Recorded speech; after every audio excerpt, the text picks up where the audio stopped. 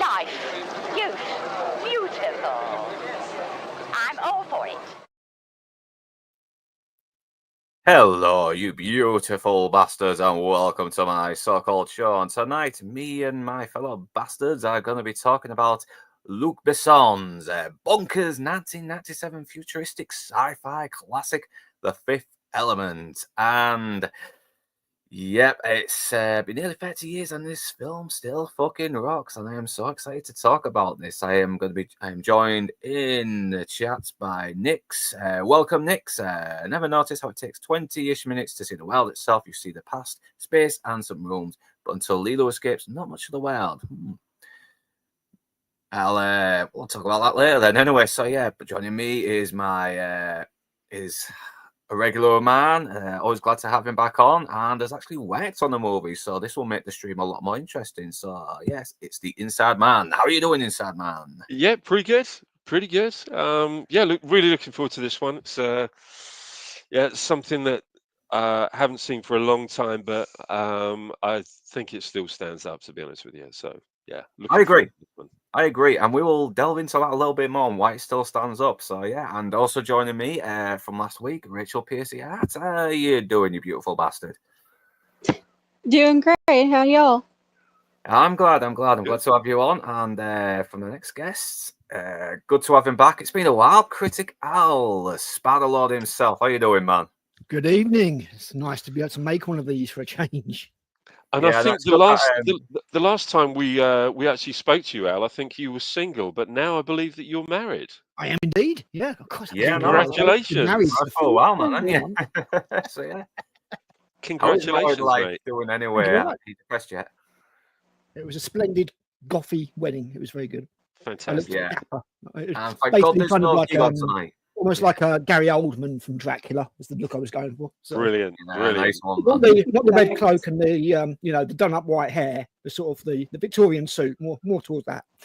Yeah, you're gonna have to post me that video one day. I want to see that. My wife would love that as well. I think she's like, look, why didn't we get married like that? And it's like, I'm out of here.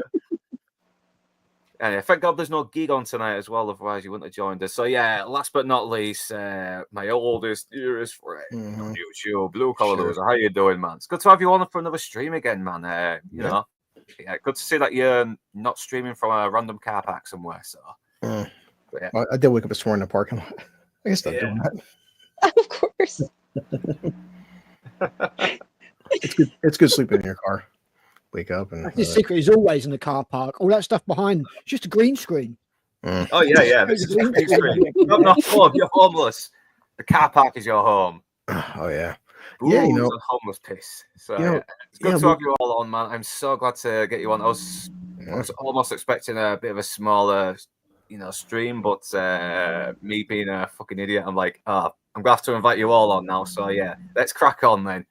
But before we head into the movie, it's obviously we've got to talk about our first time coming into knowledge with it.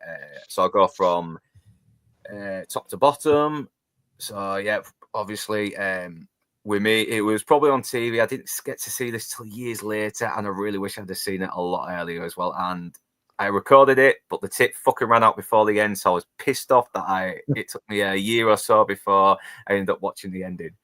And I love this movie. It's so bizarre, but God, it's like Inside Man has just said, it still stands up in my opinion, even though it's very flamboyant, has a little bit of Nazis, how the Nazis see the fucking future, but in a way, it kind of gives it a little bit of personality. But so Inside Man, first time you obviously, no, actually, I don't need to ask you that because you already worked on it, so you probably saw it on the premiere or. It was it was a cast and crew screening, so nice. It went down a storm. It absolutely went down a storm. I think I know that everybody thought that they were working on something pretty special. I think and it wasn't until we actually saw it. It was like, whoa, this is something else. Yeah, really impressive. I know, because I don't think I've seen another sci-fi like this for a while. Maybe, probably, but we'll move it on. And Rachel Piercy Art, first time you came into knowledge with this film or seen it or whatever, any one of those questions, answer to any one of those questions will do. Well, it was one that I rented when it came out. As soon as it came out, we had to see it. Big Bruce Willis fans in this family. So, yeah, as soon as it was available, we had it. I know, and that's the sad thing as well. It was one of the rare Bruce Willis action movies that was a PG, and I didn't see it because all the others I wasn't allowed to see because they were either 15s or 18s. So, the critical first time you came into knowledge with this movie or seen it or blah blah blah, whatever. A few years after it came out on TV, can't remember, to be honest. But it was not long after it came out because I had no idea this came out in 1997. Jesus, so old. But yeah, it was at least 25 years ago that I first saw this film, and I loved it because it just reminded me of so many of the sort of 80s sci-fi B movies all chucked together, and there's just loads of crazy stuff in it. I still think this is a singular film. I don't think there's anything quite like it. Yeah. And I was quite disappointed when I went to see Valerian. Because it wasn't anywhere near as good, so that was a real shame. Yeah, that wasn't a sequel, was it? I thought it was like just another. No, it's based on another graphic novel. Yeah, I saw that was Jean-Claude Messier, wasn't it? It was Jean-Claude Messier, wasn't it? I don't know. I have read it. It's much better than the film, that's for sure. Yeah. I didn't quite manage to nail the feel of it, but yeah, I mean, this is just such a singular movie. I don't think there's been anything like it since either. I really don't. No. And I'm kind of glad of that because I don't think they'd be able to create, recapture that magic again. So. Yeah, I agree. Oh, give them time. Oh, give them time. They'll probably try and remake it. Or something. Yeah. God help us. CGI fucking Bruce Willis. That was terrible. That was absolutely terrible. But yeah, Blue Collar Loser. First time you saw this movie, came into knowledge with it. Yeah, well, we've been in theaters, and because back in the 90s, seeing movies, and the world's first Instruction to Mila Jovovich. Oh yeah. And to me, I don't think she's ever topped this performance. Every time I see her and everything else, she looks like she's falling it in. But here, I totally believe her in this role. Yeah. Yeah. Well, I mean, this did lead her to be an action star. I mean, come on, she had 25 action films, not even just besides take away the Resident Evil series. She's been Ultraviolet and Monster Hunter and just other wacky films, but she is a legit action star though, for better or for worse. She's just basically making films with her husband now, isn't she? Yeah. Anderson. She might even be producing them these days. It wouldn't surprise me. Yeah. But I mean, good on her for what she said, 2 or 3 kids. She's 50 years old and still doing action scenes at her age. I mean, and she still looks good. The last film I saw in was this thing called In the Lost Land, which is an adaptation of a George R.R. Martin story. And it was crap. But yeah, she's still.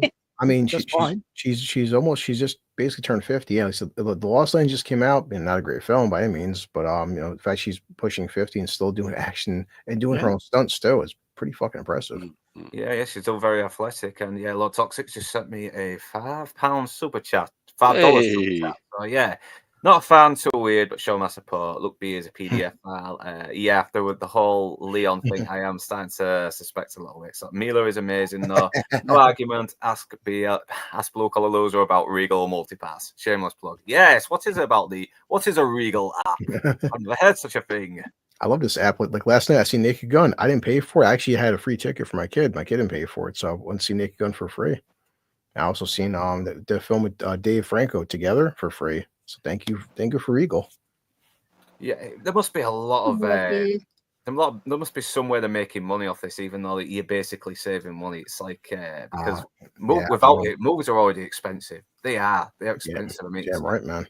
I mean, there are some that sell tickets for $10 in America, but as soon as you get the popcorn and the drinks, it's $30. I was like, Jesus Christ! Oh, dude, that's what I'm saying. In American dollars, before discounts, after discounts on your phone, but take my kid to see Fantastic Four or Superman IMAX, just for me and my son. This is not concessions, drinks, just the tickets. It's $50 to see a single movie. Wow. Damn. So, and that's it. And God forbid, what if you're thirsty? What if you want some popcorn? Yeah, it's like, that's just me and my son. Imagine if you had like, yeah, imagine mother and father got 2 kids. You want to go see a new Disney movie or something. You're blowing $100 just on fucking tickets.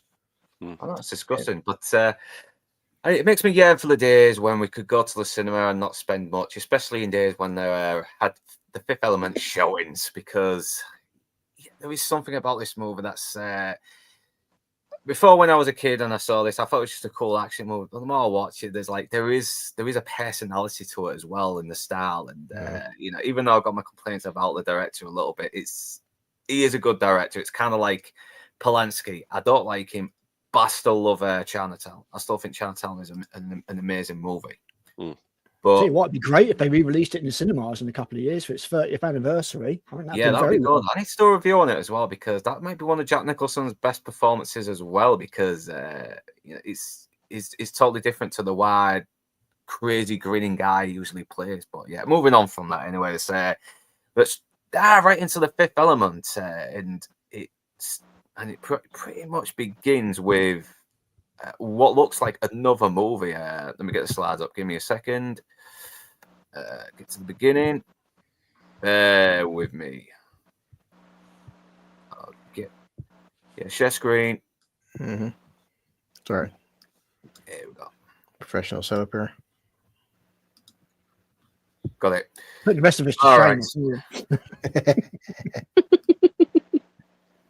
So yeah, the Fifth Element. It starts, and we're in this desert, and it's basically the early 1900s. So obviously, there's It's specifically, I think specifically 1914, isn't it? It's yeah, and it kind of leads into the beginning of the First World War, which is why we have what we have. So yeah, and it's basically just giving us a lot of backstory into the main plot, isn't it? You know, so we've got this archaeologist, he's uncovering something, these symbols, and then we've got his assistant here who's supposed to be making a record, but basically he's just scribbling because he's probably been on these expeditions with this guy before. It's just become a job that he has to do now. You know, it's just become routine for him.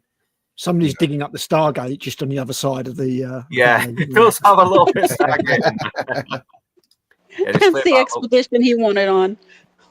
Yeah, and there's a shot of a kid as well who's supposed to be helping with the light as well, and he's fallen asleep as well, which once again you get a little bit of humor in there as well. And we suddenly see this kid, he's hiding around the corner. Then this priest pops up, this very monk-like guy, and apparently he's thanking the kid for getting him some water. So he's obviously laced it with something.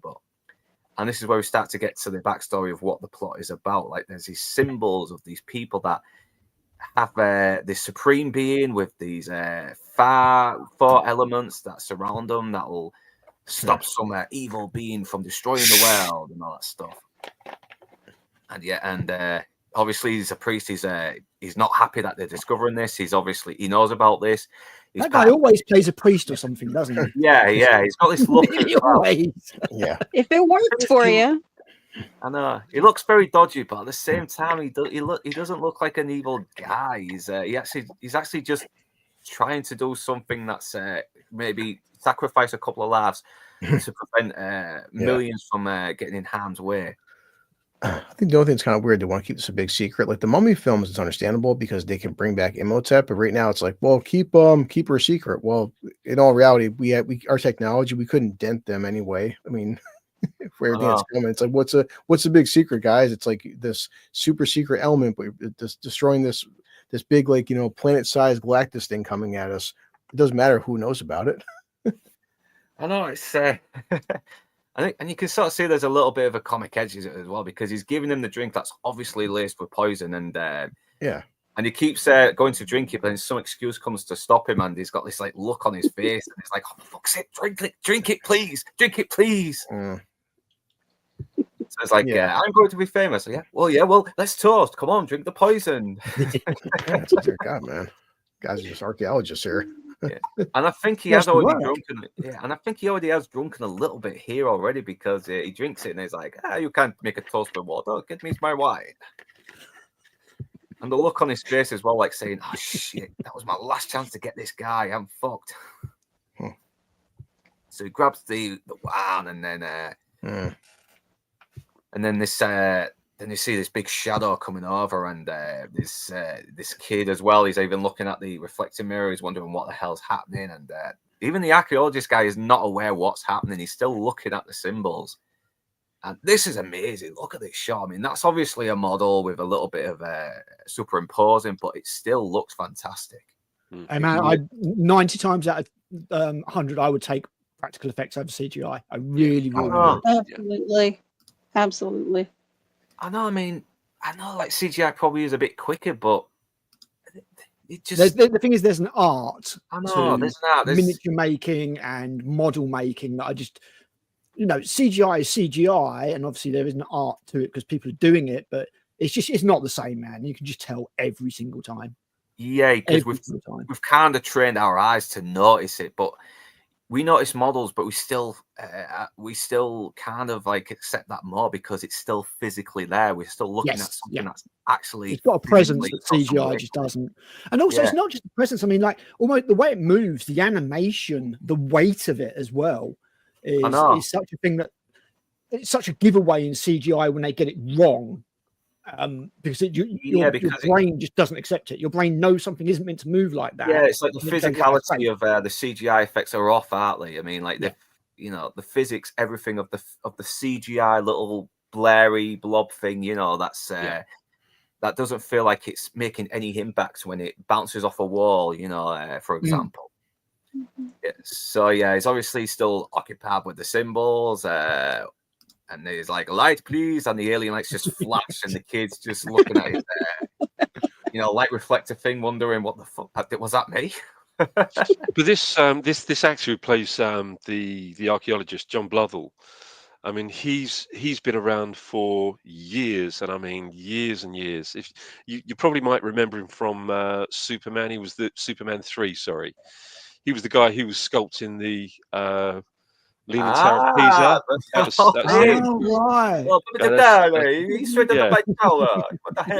That's it. But he's been in everything. In fact, where I first come across him was Spike Milligan's Q series back in the 80s. He did a series called Q9. He did his Q series, most of which, unfortunately, the BBC, in their infinite wisdom, decided to, in their purge, wipe.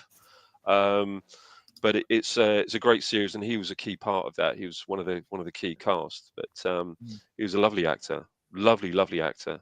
Also did I've not met him actually. No. He also, I remember he did a TV series in Australia where he played an Italian cab driver. It was a sitcom, and I think it was called something like Home Sweet Home or something like that. And he was kind of like an expat sort of Italian cabbie. Anyway, sorry, I was just getting sidetracked slightly, but a lovely actor. He does still bring a little bit of dramatic weight to it, even though he's kind of playing him a little bit comical. And I like the fact that he's a bit of a dick as well. He's got like kids holding these reflector things for him all day in the hot sweltering heat. So I think it's intentional as well, so you don't kind of feel a bit too bad when he does die. I don't know if that was the intention. That's what happened to his death, actually. Died in 2018. He was making films. What happened till then? So I mean, he's got an amazing face as well. He's got one of those great character faces, Luke Perry as well. I mean, because he was kind of like a big TV star, and it was like, okay, he's got a nice little cameo at the beginning as well, and we don't see him again. But got rest in peace as well, Luke Perry. Jesus Christ. Yeah, it's shocking. But I do like the look of these aliens as well. Like they look imposing, but at the same time, they don't look scary either. Amazing design. Love the visual design in this film. Amazing it's design. So all the way through. It's just so off kilter and singular is the word I would use. Yeah, like you could show somebody those and they're like, right, Fifth Element straight away. It's not like a lot of other things where you see it and they kind of blur into each other. There's nothing that looks quite like these. I know they look like wound up toys, don't they? But you can still see it's men in suits by the way they move. It's it reminds me of something like the kind of thing you would find in the film like Labyrinth. Kind of slightly what's the other one? Kind of slightly Dark Crystal, the Skeksis, that kind of thing. Yeah. Because I mean, I know there is something very steampunkish about it as well. You know, just Yeah. like the amount of detail they put into it. You know, just Mm. they've got these small heads, but these big round, imposing bodies. And like I said, they look intimidating, but at the same time, they do kind of come across non-threatening as well. It's weird. But imagine you'd be able to outrun one, all right, wouldn't you? Yeah. Yeah. I know. They I know, don't they've look got like- adorable faces. I don't know why. There's something adorable about the way they look. It's Yeah, but you're right. I think you're right. I mean, they've got kind of quite a sort of a benign look. They don't, they as imposing as they are, they don't look like they're the bad guys. So I think there's a Definitely. clear sort of delineation, isn't there? Really. yeah, and I Between like these how the and monk as well the is. Mangalores. I mean, this is probably the first time the monk has seen these beings as well, even though he Mm. knows what they look like, and he does to apologize. Listen, I try to keep it safe from them, but they're very forgiving. You know, they're not very upset because they're here to take the key from Earth anyway, because it's not safe, and they're there to take it. Because of the start of because of the start of it's really because of the start of the First World War. That's the reason. That's if the First World War hadn't have started, then we wouldn't have had. I suppose we wouldn't have had this film, because it wouldn't have been would have been the driving force behind them coming back for it. Like, it's funny how people with aesthetics, like like in our minds subconsciously, it's like good guys and bad guys, like Transformers. Optimus Prime looks like a good guy, Megatron looks like a bad guy. These automatons here, it's like if they had, like, I guess, like more like almost like sharp kind of teeth and something, or like hooks coming out. Like there's a difference between showing like a robot bad guy and a good guy. These look like very, very friendly, gentle giants. Yeah. Oh yeah. Yeah, there's a benign look to them, isn't there? There's nothing. Yeah. And plus, to even watch the first time, I was like 15. I'm like, you know what? Obviously, there's like a whole dozen of these things. Again, it's 1914. What do you think your technology? If they wanted you all dead, you'd be fucking dead. Yeah. Yeah, 'cause it does look very old school as well as advanced. It does look very old and advanced at the same time. It's so there's a good line bled that, and I always love that as well. Like, it's kind of like Tim Burton's Batman is sort of set in the present day, but it still looks very 1914 Gothic noirish as well. And I always kind of like it when both aesthetics of different periods in time kind of get mashed together. It's a very good mix of low and high sci-fi, isn't it? Because you've got the lights and everything like that, and the curved surfaces, but at the same time, it's not what you would call elegant in a traditional sense. Which is why I say the visual design on this and the curves and things like that is it's so singular, harking back to so many B movies and everything I've seen over the years, but it's just done in a totally different way. It's so Actually, cool.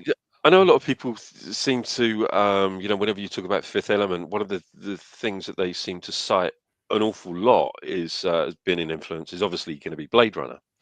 I see that. But it actually isn't. It's I mean I would even go further back than that and say that it's probably and I don't know whether anyone's seen it, but it's Jean-Luc Godard's Alphaville, which is a really interesting. It's a really, really, really interesting film, and I'd suggest that that's probably a bigger influence over this movie than maybe Blade Runner was. But obviously, you have the the Mobius designs and Mobius Jean Giraud. Oh yeah, big time. Yeah. So there's a huge kind of alien connection.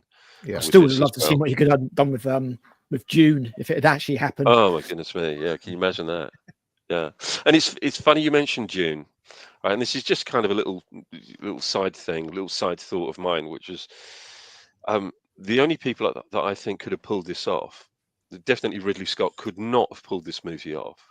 But if this was going to be made today, if this hadn't been made in the 90s and was going to be made today, I think we're looking at probably only one other person. That's Denis Villeneuve. Could have probably done this. I don't think any other director could have done it. Maybe Guillermo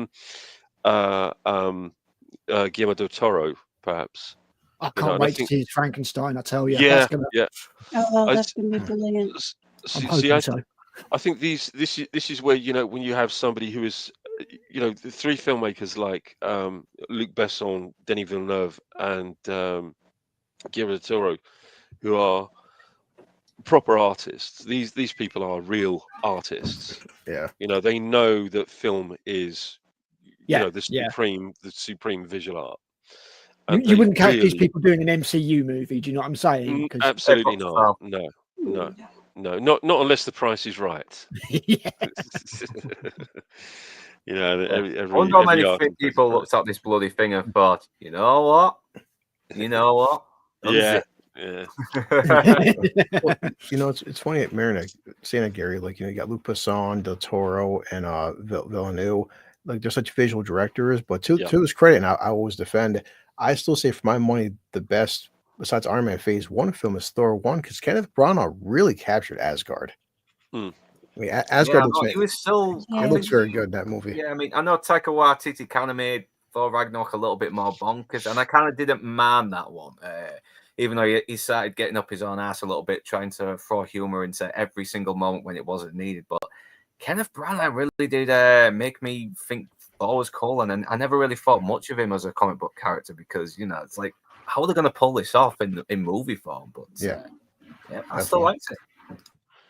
Yeah. But and these are still very striking visuals. There's something about these European directors that, Yeah. you know, it's no wonder Hollywood keep trying to get these directors after as well, because it's kind of like the westerns when westerns were starting to get a bit stale. Then the Sergio Leone and the Sergio Kabuki guys came along, and now every western was trying to be like them after. Yeah. I mean, you know, this is kind of the kind of movie that Ridley Scott would love to have done, but would never have been able to because, unfortunately, you know, he's well past his sell-by date, I'm afraid. I know, I agree. And this I does have kind of to give a agree little with bit that of was beyond any shadow of a doubt. yeah. This movie does kind of still bring some kind of mystery as well, like questions that don't need answering. There was a while I was wondering about the Mr. Shadow guy, and but we will get to that later. But right at the moment, it's looking like they're going to take the stones now and take it back to the ship because World War I's happening, and they grab everything, and it's sort of like setting up as well on how this works as well.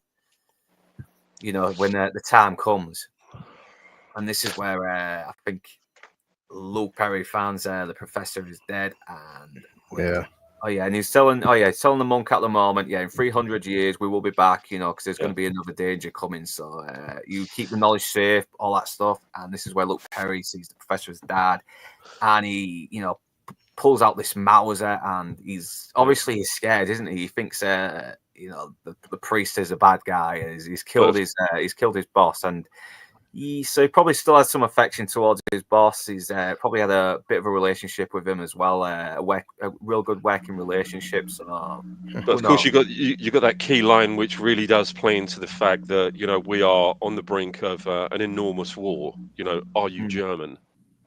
Yeah, from the archaeologist earlier. It's like, because it does almost look like it could be little machines invented by German spies or something like that back then. Because, like I said, they do look very advanced, but at the same time, very sort of like old time. That's it. I mean, we were at the point of the you know, this was the first mechanized war, wasn't it? The first. I know they had tanks for the mechanized war. first time as well. I know, and which Tolkien used to sort of use as a commentary in his Lord of the Rings books. Yeah. But then, obviously, he's scared. It's very understandable. He's mistrustful of the priest. He shoots at the walking clock aliens, and everything starts to shut down. Technically, he falls backwards, and like I think that the trip actually gets. He falls backwards, and he accidentally shoots them, doesn't he? Because that's what happens. Sometimes guns are very temperamental. And I like the fact it shows. We find out they're not fast. You could easily outrun them. I know. I like it. Shows how altruistic they are as well. They're like, listen, my life doesn't matter. What matters is the life of everybody else. So he's willing to die while passing on the key. So when the time comes, he can give it to the next priest, who can give it to the next generation of his kind, who will bring the stones back. And we're pretty much given all the information we need for the plot to happen now. Yeah. And even though it's kind of a bit of an exposition dump, it's done visually as well. It doesn't have like this stupid writing going up to the top of the screen, you know, to fill everybody in. They give us they kind of give us this little mini movie, don't they? This little mini prequel in a way. before. Yeah. And the thing is, it's an exhibition dump that creates intrigue as well, and that's the important thing. I think It makes you again, want to find out what's going on. again going back to it, I think the key thing is it coming up on the screen 1914. I think that's as much of an exposition dump as we actually need, and as soon as we have that as our point of reference, we know exactly what's going on. We know what the motivation of everything is. That these creatures are. They trusted us then to know what they were implying. Yeah, they used to trust us. Yeah, that's absolutely right. Absolutely right. They did. Yeah. And I love this little what's it? The match shot. Is that what they call it? Where it just flips to something completely different that looks very similar. Match cut. That's it. It's a match cut. Yeah, and it looks very much like, and it's looking like, the world is fucked. We've got like all of our space soldiers in there in their shuttles trying to take down this big imposing thing that's threatening to destroy the planet, and it's coming for Earth. And once again, we're seeing this bizarre, this future where it does look like a few of these wires are cobbled together as well. Look, it looks like they've just taken bits out of different machineries and pipes and everything and just attached it to these other little bits of material, which I kind of love. I think it really does add a nice, unique look to it. And they're trying everything. And this was a very bizarre casting, having Debo as the president. Who the hell would have imagined that? And he actually does a pretty decent job, even though his character's a bit of an idiot. But he does calm down the big mean face, and he does actually go out his way to try and come across presidentials. And I'll give Tom Tiny Lister Jr. some credit here. He's really acting his ass off here. Yeah. Again, if it's dialed up a bit like it would be in the comic book, it's Oh yeah, it definitely feels larger than life. Yeah, and there's the late Ian Holm. Jesus Christ, nearly everyone in this movie is fucking dead. Christ. This was second time I'd actually worked with Ian. First time was on The Borrowers, the TV show The Borrowers, back in '93, I think. And here's a little story for you. He actually approached me and said, I'll tell you the story afterwards, why I had this thing that I had. But he walked over to me and he said, I remember you. Didn't you have a black eye last time I saw you? And I said, yes, I did. And I remember we were talking about King Lear. I think he'd just recently done something with, oddly enough, Kenneth Branagh. So we were just talking about King Lear, and it was only a brief kind of conversation, but he remembered me from The Borrowers, which was rather nice. And I'll tell you the story about the black eye afterwards. Yeah, I do love him as a character. He is good. But yeah, we just got someone else in here as well. Demon 1995. I don't know if you've been on here before. If this is your first time, thanks for joining us. And do click on my guests' YouTube channels as well, because they do some great stuff, and it would be very good if you could support them. And if you haven't already subscribed, please subscribe. And hopefully, my next my next content will be just as entertaining, hopefully better. Yeah, Proctor Files in the house. Yeah, thanks for joining us. Work's been said, but I'm making the most of it. Yeah, I hope everything's all right and everything's not too chaotic at the moment. Once again, Nix, always good to have you on. And yes, you don't seem to like this film, Nix, but I don't think I can change your mind in a long format stream. 24 hours. I am not Enzo, mate. Yeah, I'll try and get Enzo to do it though. But in the meantime, I'll try to do it in maybe a few hours if. Possible. But it's I think it's good to have people with us that are in complete disagreement with what we're saying, because otherwise, we are it's the usual echo chamber thing, isn't it? And it's nice to have someone like Nix who doesn't agree with our opinions. I know. He's always welcome. Yeah, he's great. I mean, Nix is great. Nix has been a massive contributor to the chat for a long time, and it's always appreciated. Yeah, the Monda show. I'm just going to call them the walking clock guys. The Monda show. No. Let's stick with Me and that. my The bloody clock guys. stomach. I do apologise. Yeah. We just got another super chat. Yeah, Demon Knight, and that's thanks, man. Thanks for the super chat. Nice. Carl loves your Walking Dead review. Yeah, I'm gonna have to watch that as well with you and Lord Toxic because I'm trying to get him to do a Get Shorty one so I can. Because I like the novel and I like the movie as well. Yeah, we did a Good. stream I like on that. we consider the source. Yeah, Really good idea. It's excellent. Shameless plug there, but I'll be doing that anyway tonight, so it doesn't matter. Yeah, we were talking about this actually the other day, weren't we, Luke? About Tox's consider the source. It is a great idea. But we did get Shorty, didn't we, on here? Yeah, we did for the breakdowns, the movie anyway. But I was I'm hoping I can do. Talking about the novel and the movie with Lord Toxic. Because I'm currently reading the book again. I lost it a while back ago, and I just found it, and I'm like reading it again. So I want to do Jurassic Park. I'm going to get him to do Jurassic Park because such a contrast between the book and the isn't film there? in that one. Isn't there? I have no idea how to move people up to the top. I'm still technical. I'm still kind of an art on technology. I do apologize. The levels of professionalism know no bounds. You click on a name, Luke. Just hit their name to drag it. That's all with your mouse. Yeah. But we're trying not to go on too many tangents, but we do occasionally. Sometimes you can't help it. You have a bit of fun, don't you? So obviously he's wondering what's your recommendation. Well, my philosophy is shoot first, ask questions later. I don't like that goes well. Yeah. America. Yeah. He should be an ICE agent. He should be an ICE agent, this guy. It's like I forgot this guy's name. Oh my god, from Blade Runner. He's a good actor. He's oh Christ, I keep forgetting this guy's name. But he's always good as well, and he very sadly died in 1999. He was always playing scumbags, but this is one of the few times where he's playing just a guy doing his job, and that's it.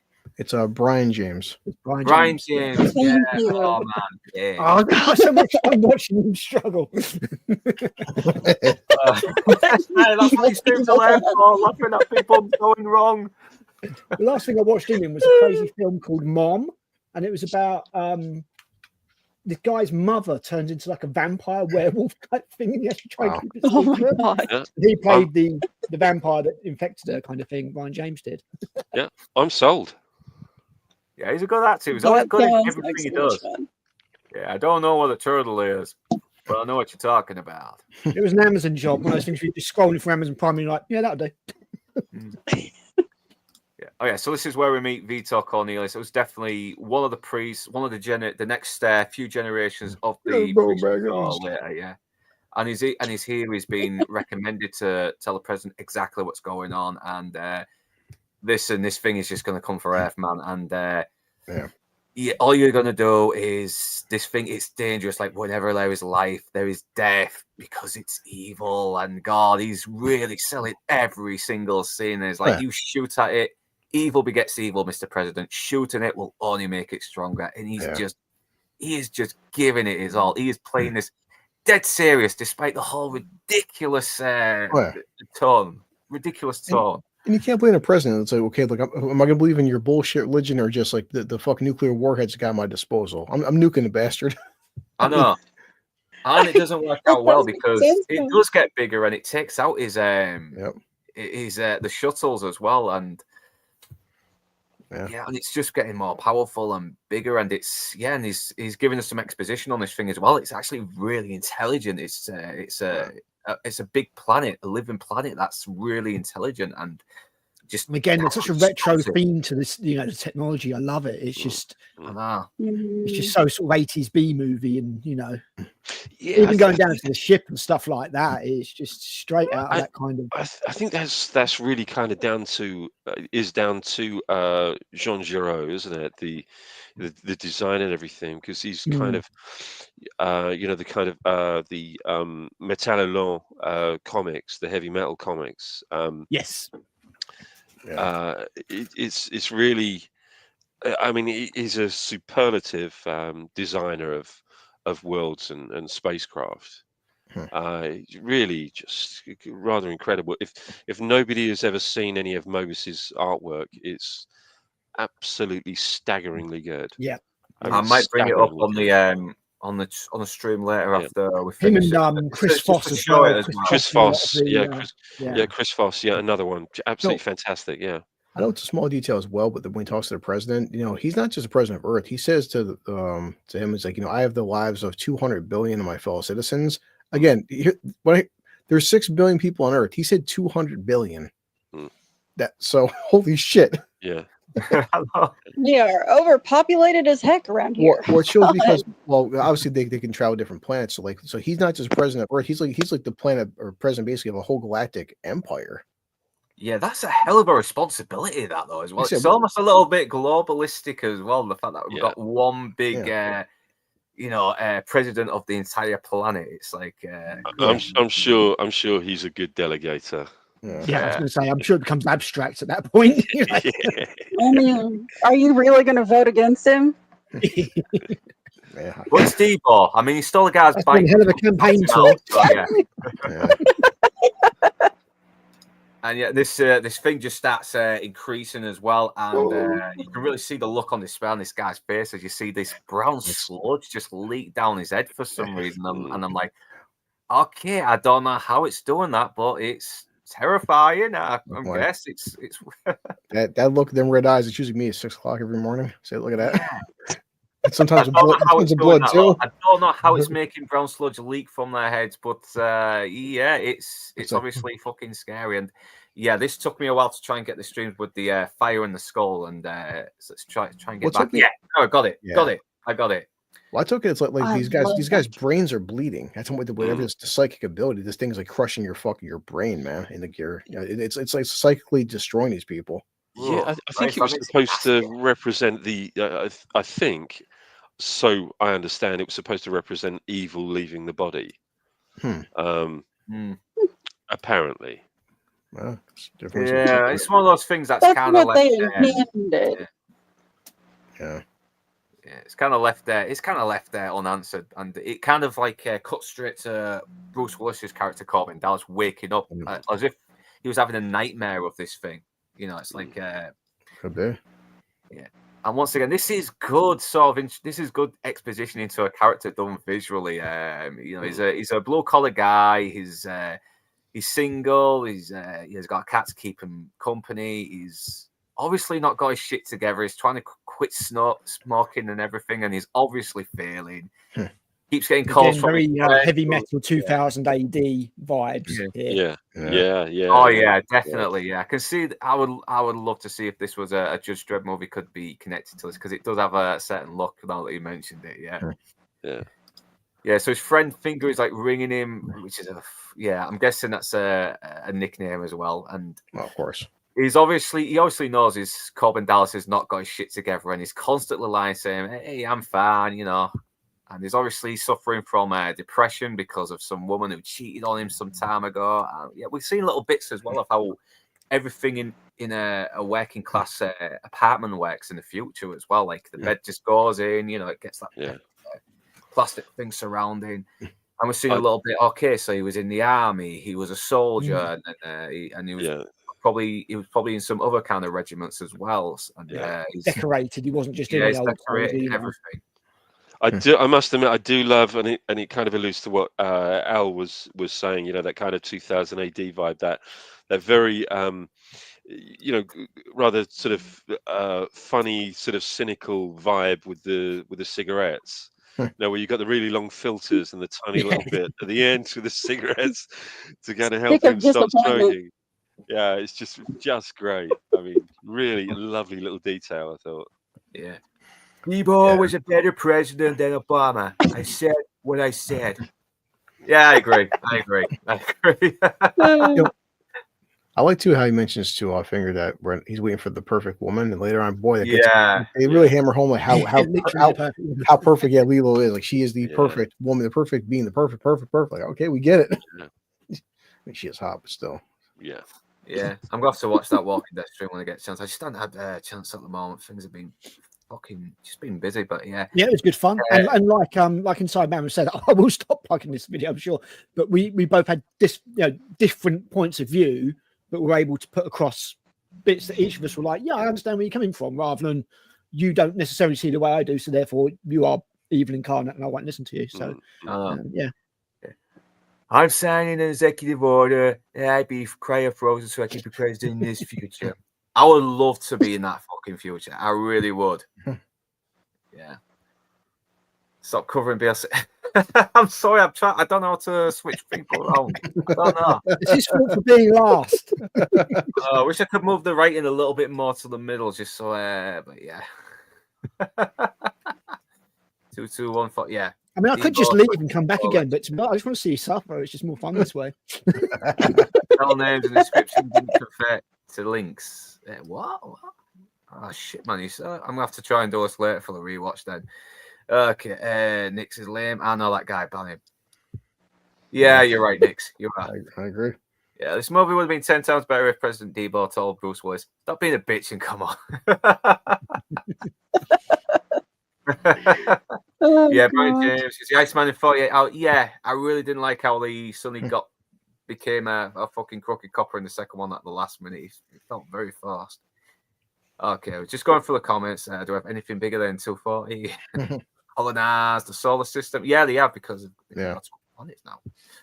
Okay, there are mega buildings, so those could house quite a lot of people. Yeah, that sounds like a little bit dystopian as well, like just getting everybody in apartments instead of like houses. Hear me out. Again, it's kind of like Mega City 1 style, Yeah. We built this with Sydney Sweeney and Glenn Howell with Timothy Chalamet and as the Gary Oldman character. I would definitely go for Glenn Howell in the remake. The guy's got charisma. He deserves to be a movie star. I watch Glenn Powell fucking read the phone book. Like, yeah, and he seems like a cool guy as well. He seems fucking based. 2 billion on Earth, Mars, is low, Venus and Titan, the very space stations isn't really a lot. When you think about it, especially in space. It's not blood. It's because it always looks a bit brown, doesn't it? It looks like a little brown sludge, something like Baal. I was with you up until Chalamet. I was sent up past him, Pedro. Yeah, I think if he wasn't so exposed all the time, I would have been up for it. Hi, sweetie, you haven't called me that since boot camp. Yeah, Alan as well. That was funny, because he was talking to the cat. Fingering his boss, military buddy. Yeah, and because he's even said that he's done a lot of tours with him as well in the scene here. Halo, I ain't seen this in years. I'll watch it again, man. It's still awesome. So yeah. What the fuck? What YouTube page crashes? What are they pushing now? Box Office Broly. Yeah, what are you doing, man? Hey, buddy. Oh, there goes. Sure. I'll try and get you on a Saturday one because I know Fridays are a bit more busy. But if you have vacation time to, he's not even seen this bloody movie. Jesus! Oh my god! We're gonna have to bully him into seeing all of the good movies. That's all that works. Literally, you're not allowed back on YouTube until you've seen these 10 movies, kind of thing. Yeah, we need to give you a list, man. We need to give you a nice little watch list. So, yeah, but this is good, like introduction as well. He's kind of like the average guy in the Nazis movies that you can relate to. Just this guy who's not got his shit together. He's kind of a bit of a low life in a way, but he's still got this charm. And Bruce Willis obviously sells this because he always has this everyman thing about it. Yeah, depressed because his wife has dumped him. He's got fuck all in the fridge. He's obviously on a bad diet. Blah blah blah. Yeah, who sat next to you for 400 hours? Yeah. So once again, we're getting a bit of exposition with his friend Finger, and you never see Finger. I like that, and he's obviously not a fucking good cabbie either. He used to be a space fighter, but he's a very lousy cab because he's losing a lot of points on his license. So I'm like, Jesus Christ, man, this guy's on thin ice. He is not in a good place. Maybe it's the breakup that's done it. I don't know. Maybe he was a good cabbie, but his breakup has kind of fucked him up. But it can be quite hard for ex-service personnel to, rehabilitate themselves into normal society. So it's think about it. He went from being a deep space fighter pilot essentially, and now he's driving a cab.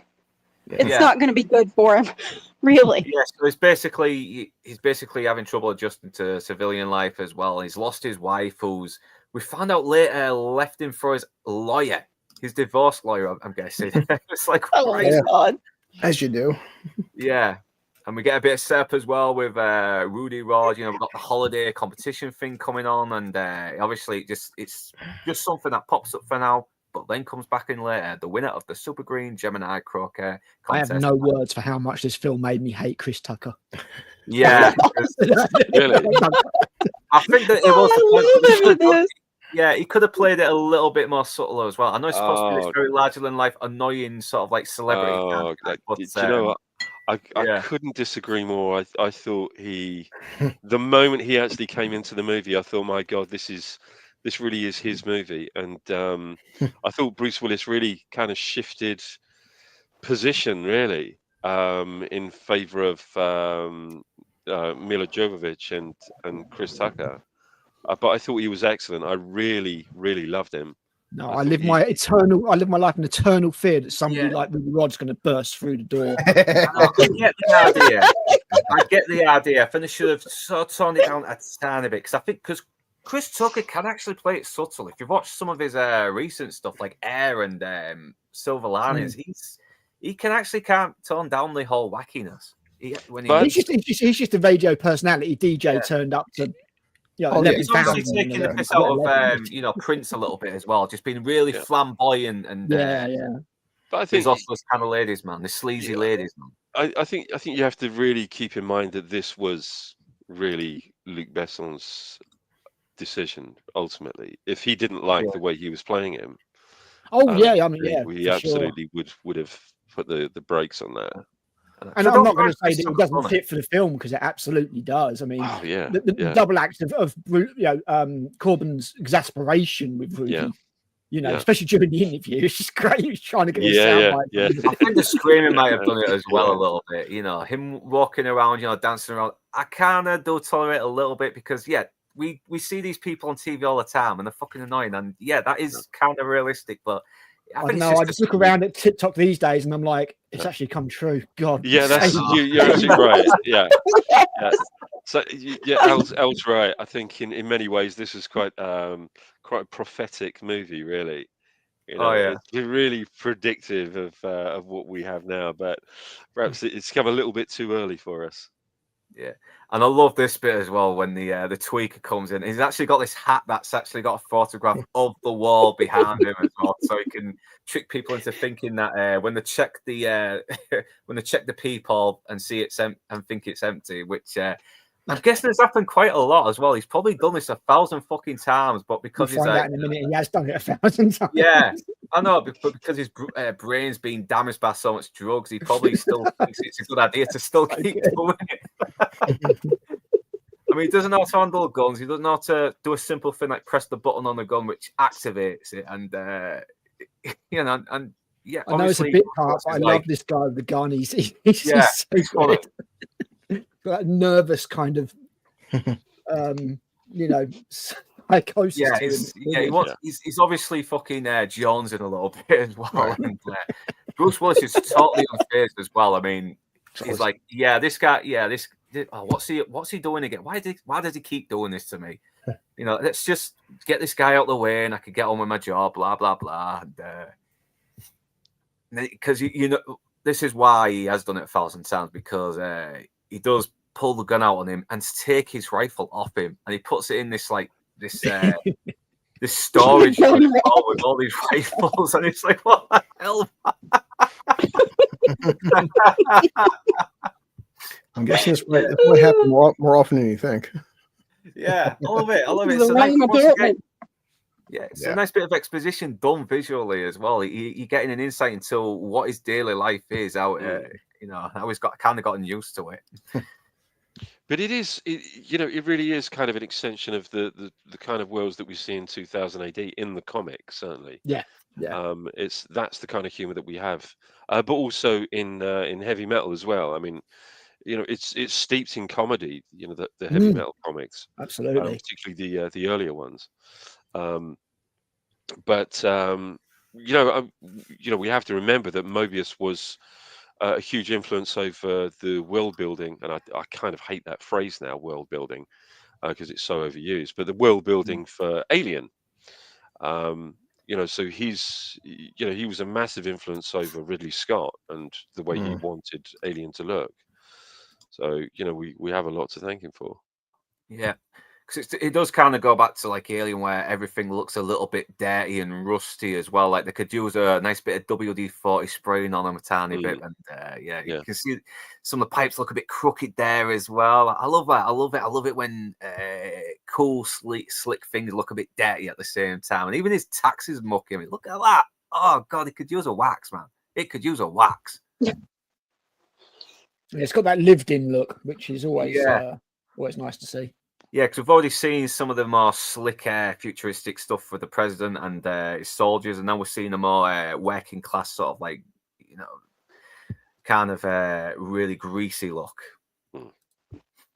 And this is where we're introduced to the future of every day, and we've got the flying cars, and we're all surrounded by skyscrapers, and it looks brilliant. And it's obviously you can really see the inspiration from Metropolis on there as well. Yeah. And this is where Cornelius is telling them that what happened here failed, and you lost some good men, but there is hope. There is hope. We've got some friends coming down from another world who's going to save us. And this is where he's filling him all about the fifth element, the supreme being, and how they can save the world. It's so he's basically filling the present on everything that they need to know. Yeah. I do it too. He says, like, this thing's here for one purpose, to exterminate life. It's not here for money, for power. It's not here to fight wars. It's just here for one purpose. And that shit's terrifying too. Yeah. Armando Shawan spaceship requests permission to enter our territory. They're actually asking permission to land as well. They don't want to get shot down by some trigger-happy pilot, do they? So they do get granted access, but oh no, these fucking wrinkly, biggie-looking guys come over and start blasting at them, and oh shit, and yep, and the world is fucked. And then they love the design of them. Yeah, and then they let Mr. Zog know played by Gary Oldman. And he's obviously having a fucking ball there. I did kind of write him off as a bit of a generic villain when I first kind of saw this, but the more I watch it, though, Gary Oldman's kind of a pretty cool villain. He's I like him. I love him in this film. I think he's brilliant. He's obviously having fun with it as well, because you don't see he's very smart at the but you never see Bruce Willis. They never seem to be in the same room. He only really comes across Cornelius and Lilo later, and that's it. That is it. Yeah. Yeah, I mean he's brilliant, and he was brilliant in this, and he is brilliant to work with. This was the first of I think four or five times.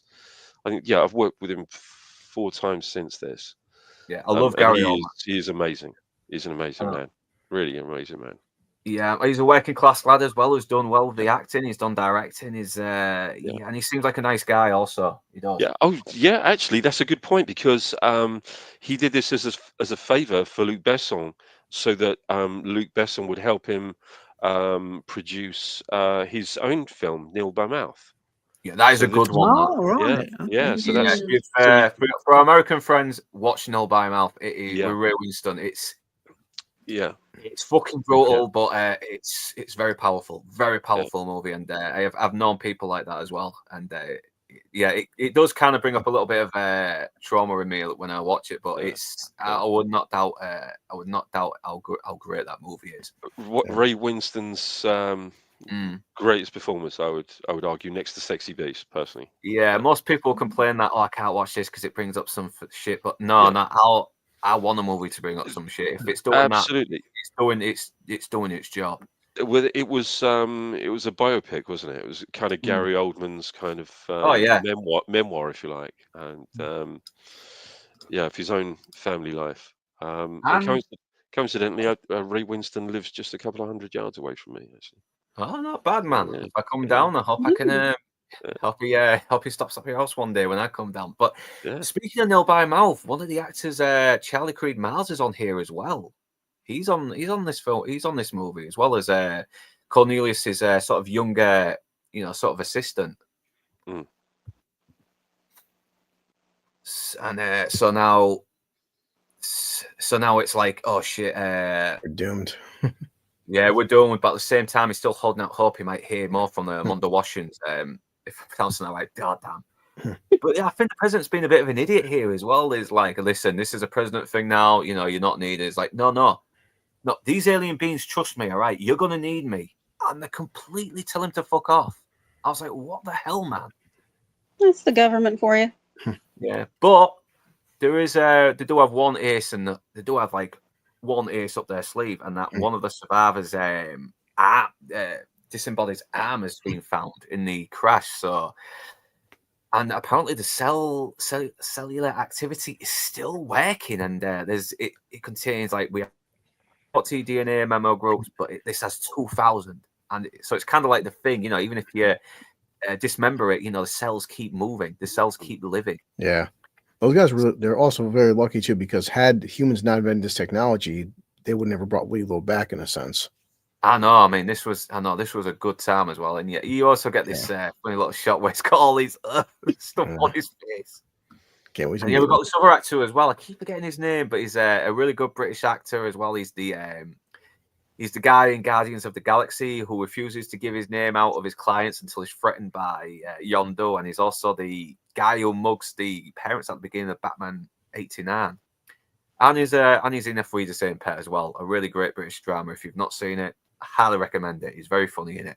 And he's a proper Scouser as well, and he's putting on this really thick American accent, pretty convincingly. And yeah, it's just kind of amazing as well when they start putting all the DNA stuff together. You know, they start kind of creating a new human being out of them. It's I think the CGI still looks a little dated, but you know, I've seen West rendered movies that's come out these days. But we're also a little worried as well, because what if this thing comes out and it's a little bit hostile? Yeah. Also makes you wonder too, like, are these with technology, are they able to bring back anybody back to life, or because the fact that she's got such an advanced genetic code? Because they're saying like humans have 40, she's got 200,000, and breaking down her biome. Yeah. Stuff, like, So I'll look in the comments as well, see if they might have said something. Talks. Yeah. What was it? Oh yeah, imagine Sydney Sweeney in that outfit. It's like, yeah, I think we're gonna need bigger bandages. Yeah, definitely. She'd be spilling out like an overfilled milkshake, and it would be glorious. Oh yes, it would. Don't ever change Sydney the bandage hasn't been invented that could hold back Sydney Sweeney's assets like that. Yeah, because he even says like, here's a normal human DNA chain, and like whatever her DNA chain is like, it's more composited. It's like infinite possibilities. So it's like almost like she was engineered, which she was. Yeah, and obviously they get the surprise of the life, and it turns out to be a very, very attractive woman. And obviously, he had to not take a slide of the wide shot because we saw a bit of pee. I was like, damn, I really should have seen this in cinema. Nips. Which I was always curious, but even though Milo is not the most chest heavy, like I thought whenever you seen bare chest, that was considered R rating, because it's still PG-13. Yeah, exactly. And they do make references to the DNA being perfect as well, and it comes out as the perfect being, and everyone does look like they're kind of falling for a little bit. It's like love at first sight. They're like, oh my god, it's like they've never seen a woman so beautiful in their lives, and it's like, I'm gonna have to take a few pictures. The odd guys.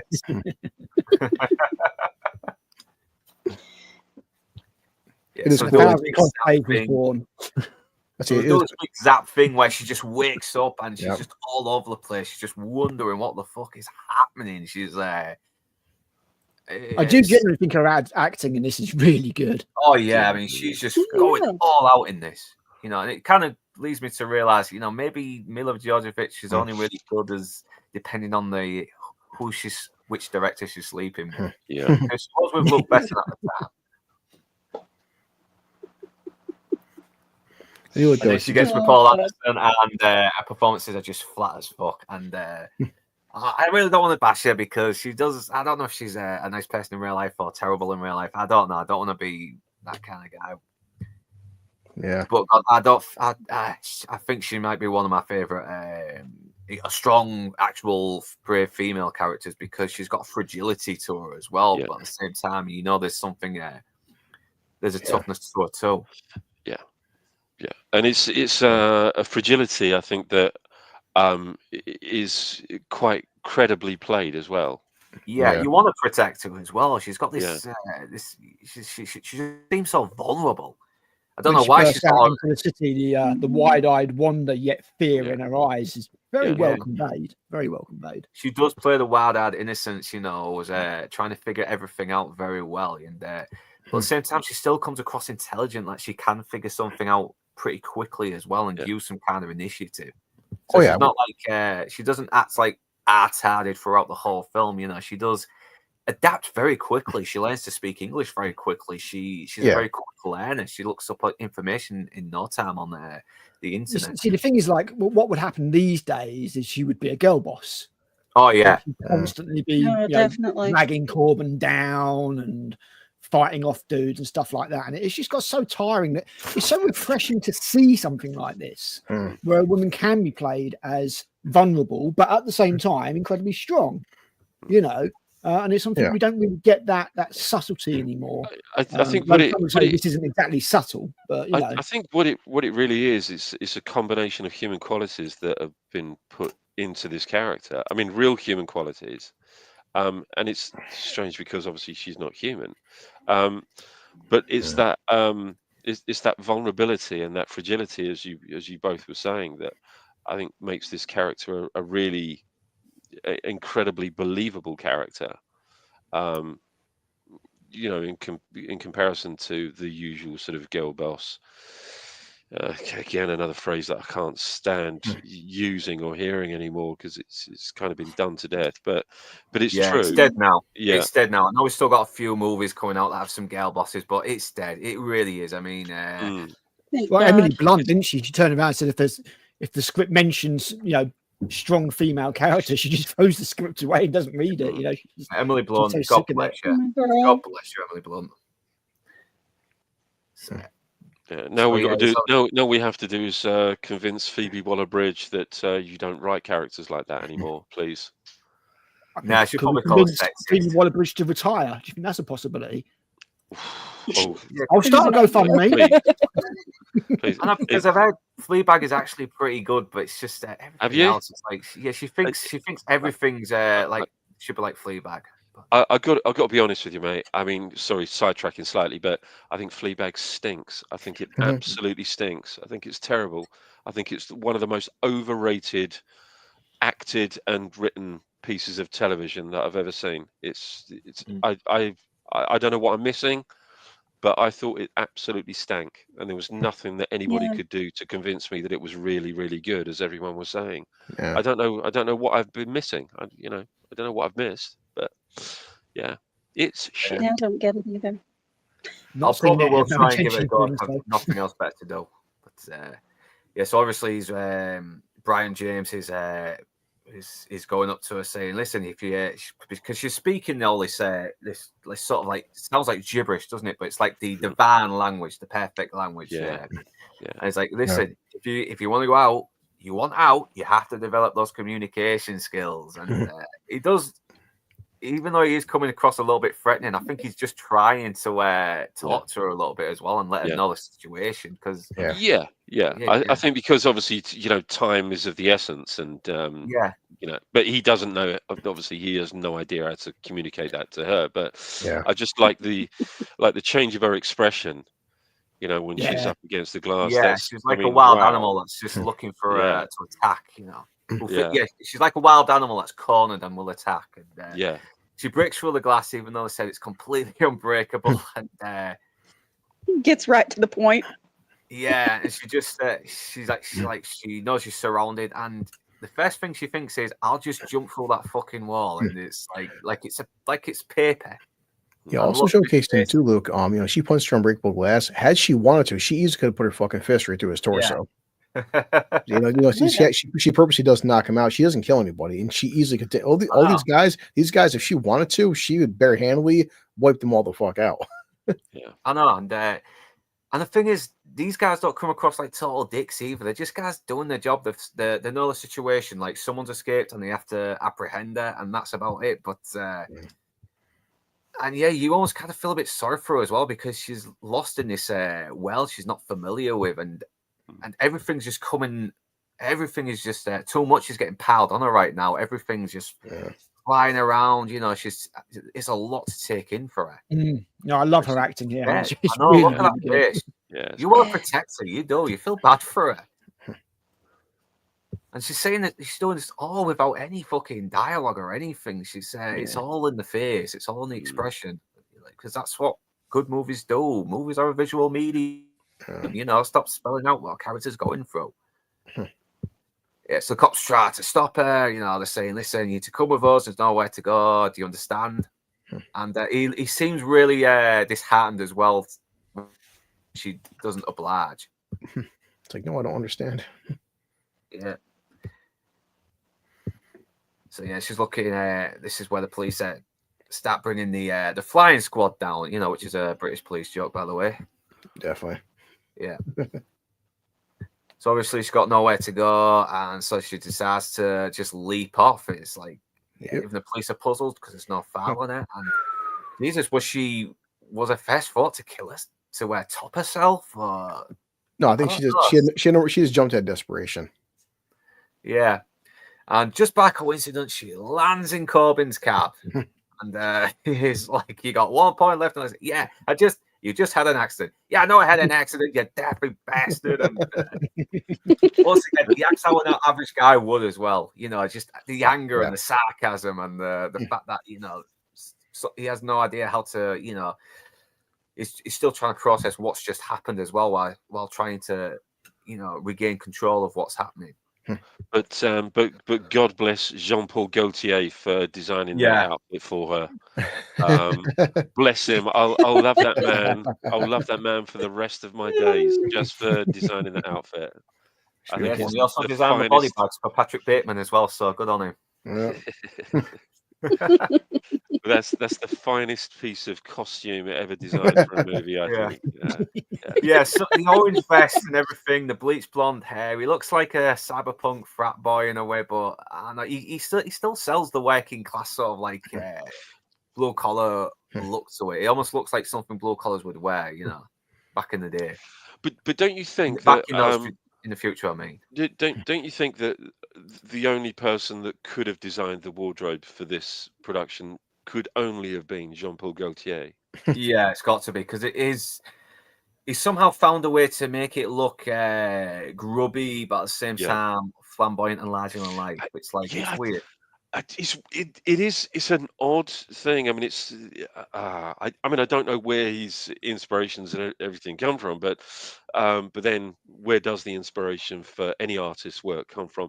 And he is an artist. You know, he's truly an artist. And I think this is where this was a little bit of a perfect storm when you have an artist like Luc Besson, who's very much an artistic director and very much an artistic storyteller. Then you have Jean Giraud and Jean-Claude Mézières as concept designers, and then you have Jean-Paul Gaultier as the wardrobe designer, and as the production designer, I think it was Dan Weil. I mean, an amazing combination of incredible artistic talent that have all come together to make something so completely unique, as Al had said right at the very beginning. You know, a singular movie. You know, a singular piece of work. Yeah. It really is. It's on its own. Yeah, that was kind of funny, Toxic. That was, but it's because you got like you said, the director has got a very unique sort of like style working with people with these who work in fashion and everything, which is a very flamboyant business. So. But it kind of does work as well, and it's good just to see a futuristic world that isn't just very dystopian and looks like something from the Fallout games or Mad Max. But I like it when futuristic movies go a bit weird. You know, there's just this eccentricity about it. Yeah, I mean, it's Joe. How you doing? I mean, it is science fiction. It's something that's supposed to be, supposed to fire the imagination. And it is incredibly imaginative. But I remember when I mentioned this to you last week, actually, Luke, that when I think because I think we had most of, if not all of the sound stages over at Pinewood were full of this production. And obviously there were an awful lot of extras, but whenever anybody left one of the sound stages, they'd be draped in black robes. If it wasn't, black bin liners that had heads cut out of them, holes for heads cut out of them, it would be like kind of like sort of Harry Potter robes, so nobody would be able to photograph or see any of the costumes because there was such an intense amount of security surrounding this production that I mean, I've never ever seen an NDA or had an NDA like it. 20, almost 25 pages of NDA of really, really stringent, stringent sort of rules to abide by in terms of the information coming out and what could and couldn't be said about this while it was in production. So it was really, really strict. That is insane as well, because I bet I don't think there was going to be like big hypes. I don't think this was hyped up as much while it was in pre-production or anything like that. Like most films would be, but but I do. But that must have been crazy as well. The lengths they went to just to sort of keep all this stuff hidden. So. Yeah, and literally everywhere, because I mean, Pinewood. Sometimes security would be reasonably sort of lapsed in terms of, you'd have all these signs everywhere saying, crew only, please show passes on request. For the most part, you'd walk onto a soundstage and you wouldn't have to show your pass, or you wouldn't have your pass dangling around your neck. For this, it literally was wherever you went. If you were accosted and you didn't have your pass on you, it was very, very nearly a sackable offence. You would have to go back up to the production office and say, "Oh, sorry, I didn't bring my pass with me." And yeah, no multipass. Yeah, but it was very, very strict. Probably the strictest I think that I've ever been involved with. Yeah, no, because it's come to a point where movies have to be a bit more strict now, because with the internet you got leaks and everything, and it's crazy as well. But yeah, this is where Bruce Willis is asking, "Hey, is there any survivors?" Doing his usual John McClane, working class New Yorker wisecracks. Like he could do so well back in the day because it's Bruce Willis. Only he is perfect for this role. I mean, he's basically playing a similar role to John McClane in a way, but he does it so fucking well. He looks like he's half asleep and trying to sort of crack on with his day, but he still manages to be very charming. I don't think there's any bad bit of casting in this film. I genuinely don't. Yeah, the casting, the casting's on point. I mean, even with fucking Debo as the president, the casting is surprisingly on point. It's weird. Again, I think that speaks to the skills of a director being able to get the correct performances out of a actor. And just the moment he looks at her as well, you can see his heart is just fucking. It's like you can tell he's in love with her. And these two are fucking adorable, straight from the bat. They are adorable. I know it sounds a bit gay, but I like these two. I like these two together. Gay? Yeah, kind of gay. She's not even speaking English. You can't understand what she's saying, and they already have good chemistry. It's crazy. Yeah. Yeah, and she's just doing all this rambling, saying blah blah blah blah blah blah blah, and then boom, it's like, boom. Is it me? Is it me? Right, and I'm probably just on my own here, but is it me? Does anyone find that really, really quite sexy when she's talking like that? I know. Oh yeah. Honestly, it's really. It's a point something that's going to get demonetized here, so I'm not going to. But yeah. Or, I mean, Al, this stream we're offline, but with your friends drinking. Don't worry, no one's watching us. Do what you want, buddy. I mean, she's lucky she survived. I know she's like this alien being, but fucking. That's the point. She's definitely not human. She fell from quite a height and landed on through the roof of a metal cab. It shows how bad men are too. Like, he's been leading so long. Like, yeah, you just fell like 3,000 feet from the fucking area. You're still alive. Might be a problem here. Like, she's so high, he doesn't care. Like, wait a second, you just came crashing into my fucking cabin. Like, hi. Big You've bad. got to be. Look Look at at her little that. smile as well. Jesus Christ, Yeah. she's adorable. She is. Yeah. It's like, I can't wait to. But no, the fucking police have to spoil all the fun, don't you? Honestly, Hey, cops, you got some sexy alien broad in there. We Yeah. need to arrest her. So give her the sexy broad, and we won't kick the shit out of you and film it on YouTube. Definitely. Oh, Showing how smart she is too. Like, how fast does she read English? Yeah, so let them know the Please situation, and he does look like he's going to comply as well. And she's like, she sees this like leaflet stuck in the back of his cab, and she's like, "Please help." Yep. It's funny, isn't it? I mean, that as soon as she said that, the thing that it kind of went straight back to in my mind was Star Trek. You know that with Kirk saying, somewhere out there, Bones, there's someone saying the most beautiful 3 words in the human language. And you think it's "I love you," and of course it isn't. It's "Please help me." Yeah. And that just kind of, I don't know, that sort of zipped me straight back to that little Star Trek thing. Whether that was a little Star Trek homage, I don't know. Probably is. Well, I do see a little bit of Star Trek as well when I see some like aliens wearing robes and that, because we've seen a lot of them in the Next Generation as well. Whenever Picard has had to do diplomatic meetings so yeah, it looks like Bruce Willis is going to comply to the police because he's already in trouble. He has to get back to the cab office as well to sort his license out and everything and get it fixed because he's going to get fired, and helping her is going to cause him more trouble. But shows you loads about Corbin Dallas's character as well. It's really cool. Really cool. Yeah, and it's like, Finger's going to kill me. He's already, as soon as he says that, he's going to drive off with her. Oh yeah. I mean, he's already questioning why he's doing it as well, but it's like, screw it, she's hot. I'm not going to let her get arrested. Yeah. Plus, she wants help. Come on. Yeah. He's right what he's saying. This is so stupid. But and this is what am I doing outside of McDonald's? Yeah, yep. I don't know why they get some of the hottest ladies in these weeks here. I don't know. Captain from Red Dwarf. Yeah, Captain Hollister. And he's obviously this all tired, out of shape cop who's also a greedy bastard as well. He's got like 2 bloody milkshake and cokes in there. A shitload. Only Luc Besson would cast a Mac McDonald in a scene with McDonald's, where he crashes into a McDonald's truck. It's brilliant, isn't it? It's brilliant.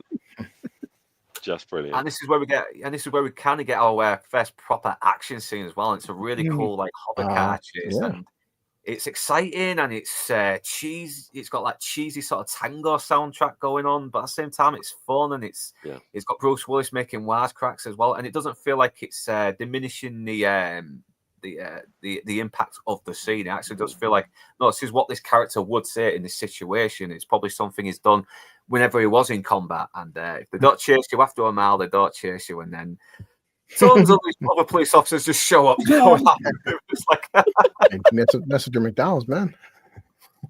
Actually, I'm glad you mentioned the soundtrack.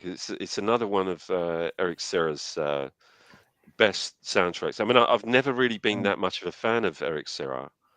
I certainly didn't like his score for GoldenEye. I thought it was I've said the same in my review. I mean, but it works. It works in Leon, and it works here. Yeah. And it's not a big hard rock soundtrack. It's this very sort of like also sort of like Arab.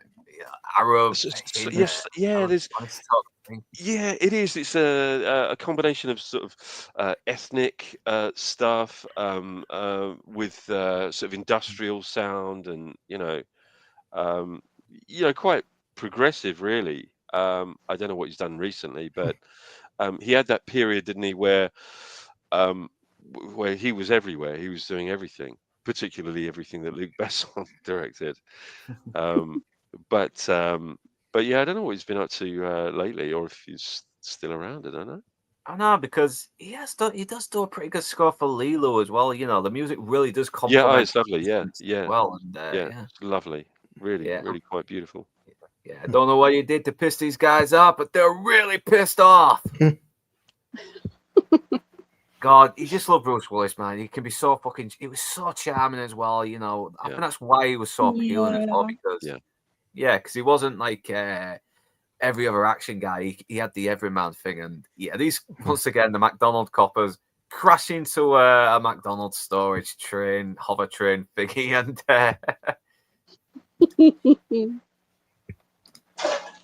great action scene. Yeah, like Mr. Sarah says, like he comes around the corner, loses a guy, says avoid detection or attack, and he flips the cab. And it's like fucking 20 cop cars. I know, it's like probably it's shit. He probably knows a few techniques as well from his days as a space pilot, which does add a bit more context to you know, him committing these kind of maneuvers as well. You know, so it makes sense with the character. But what doesn't make sense is that they're riddling this thing with bullets, and not one of them is hitting any of them. It's like that's how you know, bullets go through cars.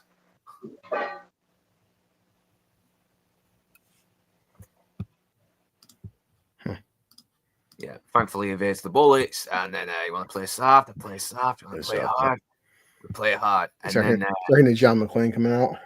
yeah, gotta lose him in the fog. And Jesus Christ, why is he not told her to put a fucking seatbelt on? Luke, as he dives out, she crashes against the window. She's still gonna hurt me. I know. What the fuck's this guy doing to me? Yeah, I like how his fans are a little bit annoying as well. He's trying to concentrate on getting away from these officers, and she's going like, la la la la. It's like, will you shut the fuck up? Throwing her all over the car. What do you imagine she's gonna be like? God. Oh yeah, love at first sight. They never get to the pollution aspect. Is like we have to lose them under the fog. So everything's all above ground. So like right now, there's a whole fog. Like how bad's pollution in the future then? Oh yeah. Jesus. Pretty bad. Yeah. Where are you guys growing crops then? Yeah, so even though it's future looks nice, there's a dark side to it. Once again, it's all model work, no CGI, and it's more convincing. You see the work is put into it. She wants a priest. Yeah. He's like, nah, I need a doctor. And then she says, Priest Cornelius. So there is still some memory of what her mission is. She still knows what she has to do. Yeah. Yeah, plus at some point he was still in active communication with them because they obviously didn't know his name. It's very much. I'm sure our American cousins haven't seen Carry On Screaming, but that's so good. But it's kind of you know, where they get regenerated, where Oddbod gets regenerated from a finger. It kind of reminds me of that. So you know, her remains have kind of regenerated her, and she's got this memory that's been. You know, I know it's a stupid comparison, but it did remind me of Carry On Screaming. I'm never going to say that now. I'm going to have to do a stream on that because that is a really, really funny movie. It's actually one of the best. Yeah, we're good to sort of like make this aware to my American friends as well, especially ones who like the old Hammer horrors. Yeah. So, yes. It is. It's basically a parody. I've been watching lots of the Cushing Hammer horrors recently. Oh, have you? I've just recently bought the Hammer House of Horror TV series from back in the late 70s. Just got the box set of that, so I got that to wade through. There was a great horror documentary on Amazon recently, introduced by Christopher Lee. Oh, really? Called 100 Years of Horror. Very much worth watching. Right, must be an old one. Yeah, it's just from the 90s. Yeah. Okay. Anything with Christopher Lee is a win. Yeah. Especially when it's got Peter Cushing with him, because those two are just great together. They really were. Yeah. I think this one was called, the one I watched most recently was called The Devil's Man, I think, or Devil's Men. And Cushing plays like a evil count in a town where lots of students are going missing and stuff like that. So yeah, it's good. I'll have to check that out. So yeah, this is where he heads up to Cornelius's apartment, and he's like, weddings are downstairs. He's like, listen, and I like how he doesn't knock on the door and wait for him to open. He just kicks it in as well. He's like, listen, but she was asking for you. She fell in my car, blah blah blah, and she looks all hot. So I rescued her from police arresting, and no one knows who she is. She's got no file on her or anything. And she had a tattoo though. Yeah. Then she shows the marking on her arm, and he's in total shock. He's like excited. Get a bit of Bilbo Baggins here, don't you? Definitely. Yeah. My precious. Oh yeah, look at this. He's just stammering and everything. He's like, his brain is like in overdrive. It's like, oh God, the fifth element. Skips off. He just shit himself. Second breakfast. And once again, Finger's going to kill me. So he obviously has a good affection for his friend Finger and does care what he says, but at the same time, it's like Finger's like, listen, mate, you need to get your shit together. I'm worried about you. So yeah, he wakes up Cornelius and is like, remember me with the girl? She crashed in my car, started speaking a bizarre language. And I like how he's just completely on everything that he was supposed to be keeping secret. His priesthood was supposed to be keeping secret 100 years ago. It's like, it's the divine language back before time was time. And I love how he suddenly just processes that it's a woman. It's like, well, yeah, because it's definitely whenever we hear about the most perfect being, the most protector, it's just we think male. That's how it goes. I know. It's like, yeah, so he's like, she is perfect. He wants to wake her up as well, and he does pretty much a bit of a sleazy thing here as well, just giving her a kiss. There's Creed Miles as well from Nil by Mouth, very very young Creed. I mean, yeah. And he gives her a kiss while she's asleep, and he learns his lesson about consent. Don't worry about that. I know. He learns his lesson really quick. I know. But he does be great though. He does seem to hate himself for doing it, and he's like, so he's a good guy, all right. He probably had a moment of weakness because he's watching Sleeping Beauty. She's passed out and she's dying. She needs his lips to wake her up and save her. Yeah, I don't think he would have felt quite so guilty if she hadn't woken up. Yeah, probably not. Yeah. If she hadn't been armed. But this does show as well that she's not to be fucked with either, despite her fragility. I mean, she points the gun at his head, and she looks like she will shoot him in the head if he fucking makes a bad move, a wrong move. So and finally he starts calming her down, says, "Listen, do you remember me? I'm from the cab," and she still kind of looks like she's trying to get her memory back a little bit. She's still processing, and and he does look like he's getting through to her a little bit now as well. He even asks her a name, and it's this big, long, bloody load of gibberish that I'm like, okay, that's the name. Could you do something shorter? It's like 9 syllables. Yeah, like 10,000 syllables. It's like, so she says, Lilu, and then the music comes, and man, it suits her, Lilu.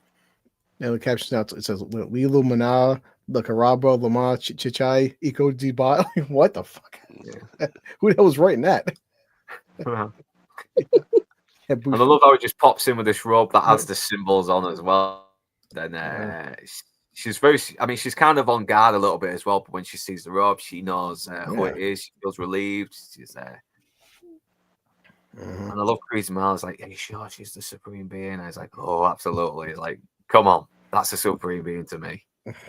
And then he tells him to fuck off. It's like, you've just told him everything you're not supposed to. I was like, yeah, forget everything I said. Just live your life in ignorance, blah, blah, blah. Yeah. And he doesn't give him his gun back, even though he asks for it. It's like...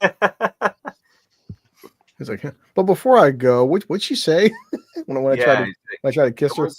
What was that Galileo thing? It's like, not without my permission. It's like, yeah, I thought so. That's what I thought. You sexual deviant. Yeah, so he already knew the answer before he got the answer, but he just needed to be sure, didn't he? Mm-hmm. But yeah, I shouldn't have kissed her. So yeah, he's a good guy. He's a good guy. Just had a little moment of weakness, and he really does feel bad for what he's done, and he knows he's fucked up. So it's always funny. He's fucked up a lot now. He's trashed his cab. He's lost his fucking license and everything. He's gonna lose his job, and he forgot the cat food. He did. I was saying, Luke, it's always funny to see what it's just about reading body language and mannerisms. It's why it's like that's what I thought. It's like even though he doesn't understand the words, he knows the intent of like, yeah, I fucked up, and that's. I figured she said that. I know, because he's a smart character, isn't he? It's like sometimes you don't always need the answer; you just know it because because he is a smart guy. He's reading the room. Mhm. Damn cat. So, yeah, now he's got I think he's and that's Finger as well, ringing him saying, "Listen, you fucked up again, haven't you?" It's like, "Oh no, I'm fine. No, you fucked up." It's like, "Listen, I was on my way to see it, and then this fare came in, and yeah, what'd you do? Save the planet? Well, can't technically, yeah. And I love this as A well. little Yeah, bit. he's in love with her. He's in love with her. Yeah. Sorry, Rachel, you're going to say something. Oh no, I was just saying, hey, just save the future of humanity just a little bit. Yeah, just a bit. Yeah. Yeah, he's got the big lovey-dovey eyes. Again, perfect. Boy, Mila, the director really likes Mila. I was like, yeah, well, she must have been worth it. Oh, she was. She 5'9", long legs. Yeah. And she's perfect. Perfect. Yep. Her name, Lilo. You can just sort of see the. He's kind of a romantic. Yeah. She put a gun to my head, try to kill me. That's. Yeah. Told me not to touch her again. Yeah. That's as you do. And I don't like the relationship between these two as well. Like, he's got the young sort of like naive sort of what's the term? He's kind of he's a very passive guy as well. He's very anxious all the time, and and you can see how intelligent she is as well because she's learning everything so quickly. She's looking at Bruce Lee clips, everything, and I always thought this was cool as well back in the day. She puts this empty thing in, and out comes this big fucking turkey, and it's like, that's how you cook. We need that. Also, we need to get on that technology. The problem too is he's a priest, right? This could be his protege or it could be his boyfriend. It's hard to tell. His protege. Sure, yeah. Okay. Is he Catholic? No. Yeah, sure. Let's go with that. I'm sure 200 years from now, religion just corrected all that. I am kind of getting Father Ted vibes on me, so a little bit, Yeah. This is Dougal. You idiot. Idiot Dougal. The thing was, Ted. I went over there. Ted, I'm talking to you. Shut up, you idiot. I hear you're racist now, Ted. I'm saying, Nick, my son, you have to listen to me like that. So in 300 years, there's gonna be a divine being coming back, with his big planet, and there's 4 stones. Sure, there is. Yeah, I found out that they need the stones as well, and they're wondering where they're gone. So apparently, when she got gunned down, these alien things that gunned her down, stole his case. That was supposed to have the stones, and it's heading to this guy. And this shows just what an horrible bastard Zog is as well. It's like, well, the council's worried about the economy heating up. We may have to lay off 500 people. It's like, fire 1 million. And the guy's like, but 500,000, and he just looks at him. The guy's like, okay, I'll fire them. Oh yeah, I forgot again, Luke. When she was reading our language, she's looking at Bruce Lee, and she's learning how to fight through images. Yeah, that's. I was kind of wondering that as well while she learned to fight. So yeah, she was watching a lot of Bruce Lee stuff. Yeah. It's like Ninja Turtles, I know. I mean, when I first this little headgear as well. When I first saw it, I thought he was. I thought it was like a fashion thing in the future, but no, when I look at his limp and everything, I'm like, he's had some bad injuries, so that's why he wears that thing. Mm-hmm. Just a little piece of trivia here, and it wouldn't really mean anything to most people. I've got to be honest with you. So so it's very uninteresting. But our armourer on this gentleman called Simon Atherton, who was one of the finest armourers working in the business, did Band of Brothers and Saving Private Ryan and so many other movies. He was working for a company called Bapti at the time, who designed a lot of the weaponry, or rather created a lot of the weaponry from the designs that were given to them. Send it next if you want. And he actually broke away from Bapti and became an independent armorer. And he named his new company after the character Zorg. So his company was called Zorg after the Fifth Element. And but he's sadly retired and quite poorly at the moment. Yeah, but he was a wonderful man, a really, really wonderful man, the best in the business.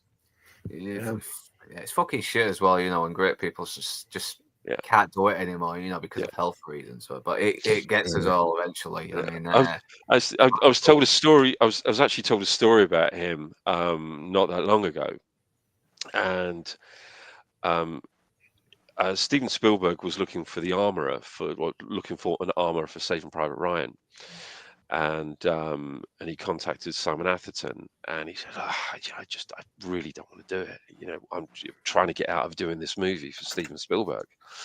And he said, look, I really want you, Simon. I know that you'll be great on the movie. He said, yeah, okay, I'm sure. He said, but I'm going to be busy. He said, look, you won't be able to afford me. He said, so, how much? And he gave him this ludicrous sum of money, like as a daily rate, a really huge amount of money as a daily rate. And he said, yep, that's fine. And of course, he spent the next 4 or 5 months working on Saving Private Ryan. He thought, shit, he didn't actually want to do it because I don't think he was that keen on doing like a big World War II movie, because he knew how much work was involved on it. Yeah. But he come through, and then subsequently did Band of Brothers with us. But yeah, wonderful man. Love to hear it. Safest guy in the business. Yeah, it makes you appreciate a bit more what these people do behind the scenes, because they do a lot of the time they do get overlooked, because they're the guys working to making these sets look the way they are. Everything, everything's like how the guns are fired, everything, helping actors learn how to use the guns when they need to. And, so now he remembers that he's met this Zorg before as well. He came to him asking for the stones. He was an art dealer, and he just can't remember the name. And I get another little bit of PG boob, even though it's Blair, and she gets changed. And she really is perfect. All gentleman, But I'd be able to pick because I'm a low life. These guys are gentlemen. That's it. Demonetized. Damn. He looks away. He's like, Father, she looks so different than you. Well, got a bit of food on there. Help me get some more ratings and subscribers, Nipple. Come on. Boobs. Just put it as a thumbnail. Job done. Go all the way. Yeah, and Drinkers use this gag as well with Lilo laughing when looking like they've got the stones as well, and so he's doing it. So he's obviously doing this deal with these aliens, and they get the stones for him. He gives them these real cool weapons with all this stuff that's set up, but doesn't really get paid off. And I'm like, we only really see him use the machine gun at the end. We don't see him use all the other cool shit on it later on. But and what's cool, this is a good stuff as well. Yeah, like right there, where it's like so you can tell it's like the CG morphing into it, but then it's a practical mask. Really awesome. Yeah, as soon as he shakes his face, it's CGI, but then it goes back to Gary Oldman, then back to the alien, and it's practical. That is clever use of CGI. Exactly. Which Al, you mentioned before, enhancing the experience, not being over reliant with it. Yeah. But set up as well, because he does use this face later on, and he gives us a hint. Oh yeah, this guy's in the building. He's him. There is bad news. And I love how he says, "Listen, it's ugly. Go back to being a normal alien. You're much more handsome in that form. Never be ashamed who you are. Damn right. Yeah. And remember, what doesn't kill us makes us stronger." He's really going over. He's really going out with the accent. I don't know what accent he's using. Any of my American friends in the comments or in the panel, let us know if he's using that accent correctly, because I think this might be one of his earlier American roles. Obviously, he did Leon before this. So. Well, it's like when I was sorry, No, go on, mate. No, I was gonna say when I was younger, because I just watched Bram Stoker's Dracula, then I go watch this. I didn't recognize Gary Oldman at first because like the accent, the face, the prosthetics, just man, it's just as the man's such a fucking chameleon. It's like you hear Dracula, then you hear this accent. So well done, man. One of our finest. Yeah, because this was kind of a period where he was playing a lot of psychos as well, even though he had done some like proper British drama. Remember Leon? Characters. All of them. Yeah. Everyone. Yep. I mean, he's great to work with. I love Gary Oldman. Once again, just I know. brilliant. Yeah. This gun is so unnecessary. This is like a fucking 10-year-old just with an ADD. Just when I look at this, I think did the Halo games kind of take inspiration from the design of this gun because it looks very similar. It does. You hear that some guys doing a lot of coke. Like, hey guys, I have no idea for a gun. Okay, how about we give it? I don't think it's everything in it. Yeah, it's actually one thing. Yes. Well, shot says bullets down the same location. You got a flamethrower. My favorite. Yeah, my favorite too, man. My favorite too. So. He said fucking 3,000 rounds. Like, wait, where are you fitting now? Damn. Yeah. Yeah, can do next, and you should have that in the Losers Lounge intro, Blue Collar next time. You know, just him going, my favorite. Especially when they showed the replay button, I bust out laughing because it's so epic. Like he's aiming at these guys, about to kill him, and the fucking bullets aim at them and go backwards. They hitting the target. It's fucking awesome, man. Oh yeah, he's a hell of a salesman. This guy, he really is. I want this gun. Yeah, new Ice Cube system. I don't wait. Why did it go from rockets to arrows? I know it's weird. And then nets to flamethrowers. Yeah.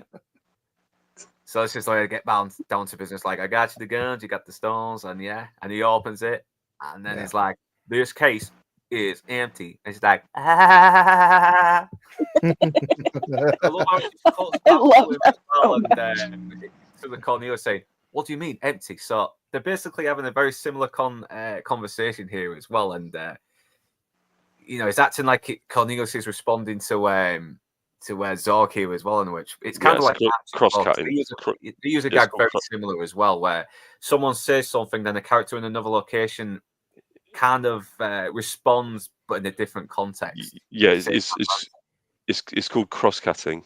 Cross-cutting, that's it. Yeah, I love that. It's very brilliant. funny. It's very clever. And it keeps a good pace as well. As it's empty, as in the opposite of full. And I'm like, that's some good dialogue for him. The opposite of full. Like you guys are stupid. You don't know what empty means.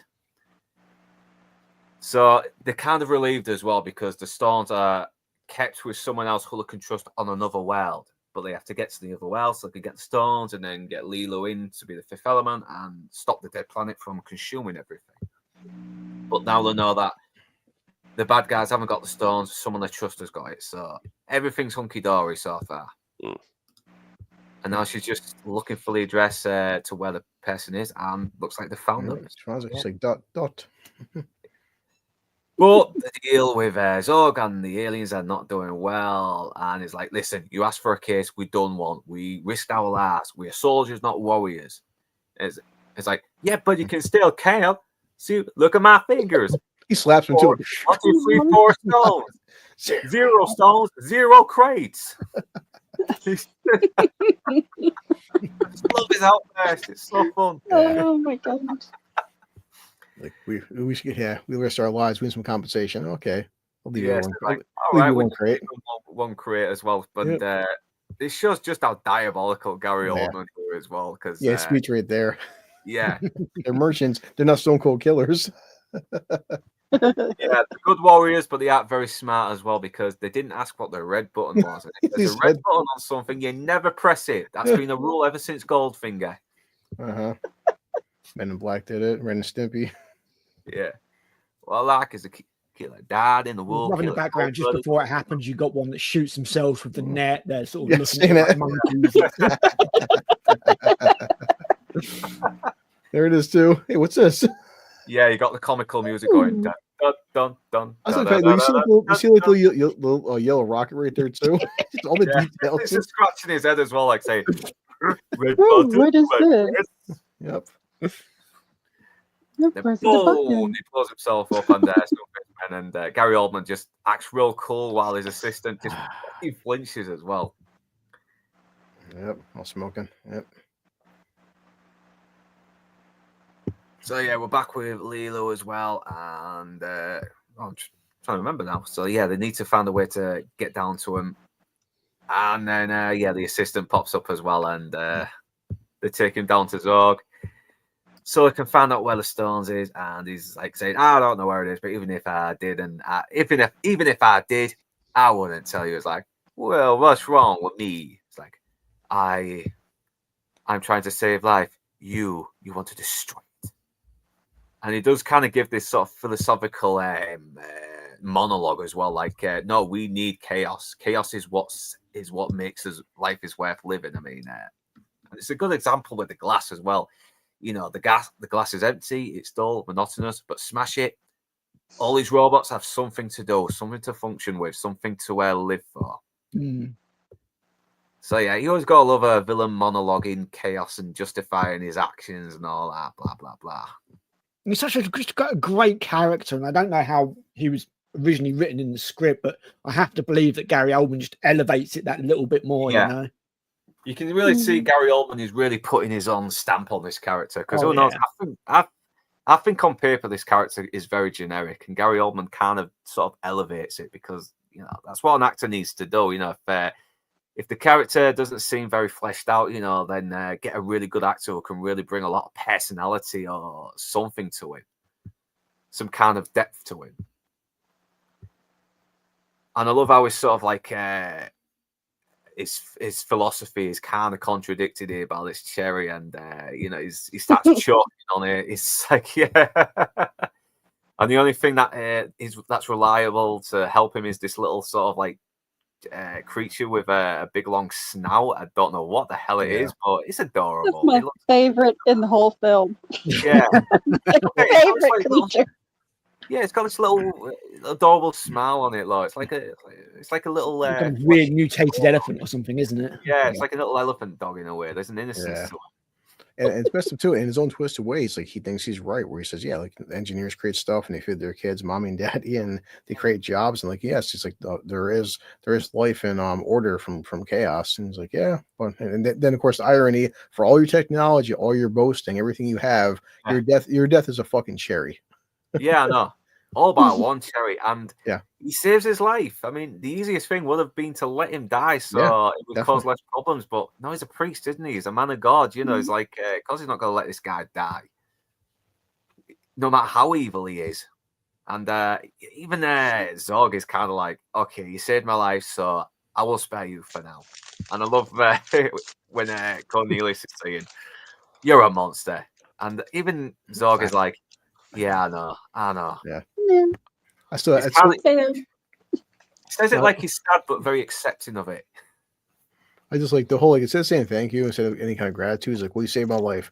In return, I'll spare yours. Gee, thanks. You dick.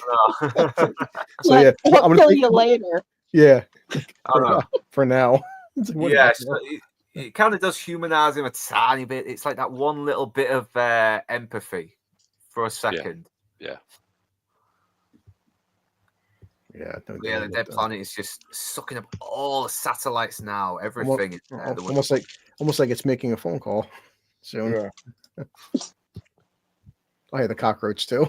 Yeah, I love that as well. It's like futuristic spy stuff as well. I forgot this guy's name. He used to be a garage sort of artist back in the 90s. Did a lot of garage music back in the day.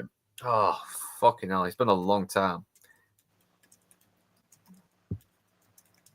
So yeah, they're trying to. So this is where they're finding out that the stones are being hidden by someone who's trusted by the Mondoshoans, and they're going to be singing at these Folston Paradise hotel somewhere in another galaxy. So there's no information. So this is where they think, okay, we'll use like the competition to get one of our soldiers in, under the, to go undercover and try and track down this person so we can get the stones and achieve our mission of saving the Earth. And also, it shows with good dialogue and also just not overbloating your screen time. Like, you don't need a whole scene with the priests calling these guys. They already know. We've already know in our head that Lilo told the priest already called these guys. They already know about this stuff. We don't need an extra 10 minutes of exposition. I know, and not only that, no endless lines of the film telling us things that other characters know. Yeah. And not only are you getting exposition, but you're also getting this little cockroach gag as well, where the bad guys are finding out, so we can tie all the loose ends together for a climax. And at the same time, you got something humorous going on as well, something a bit weird and humorous when he uses his shoe to flatten the bloody the camera cockroach.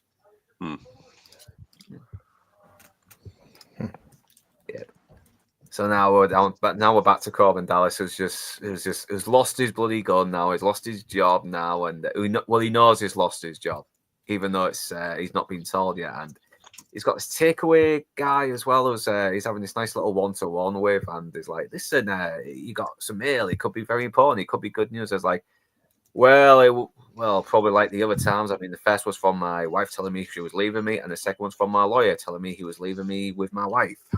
So it's like, it might be something positive this time. It never rained every day. This is good news, guaranteed.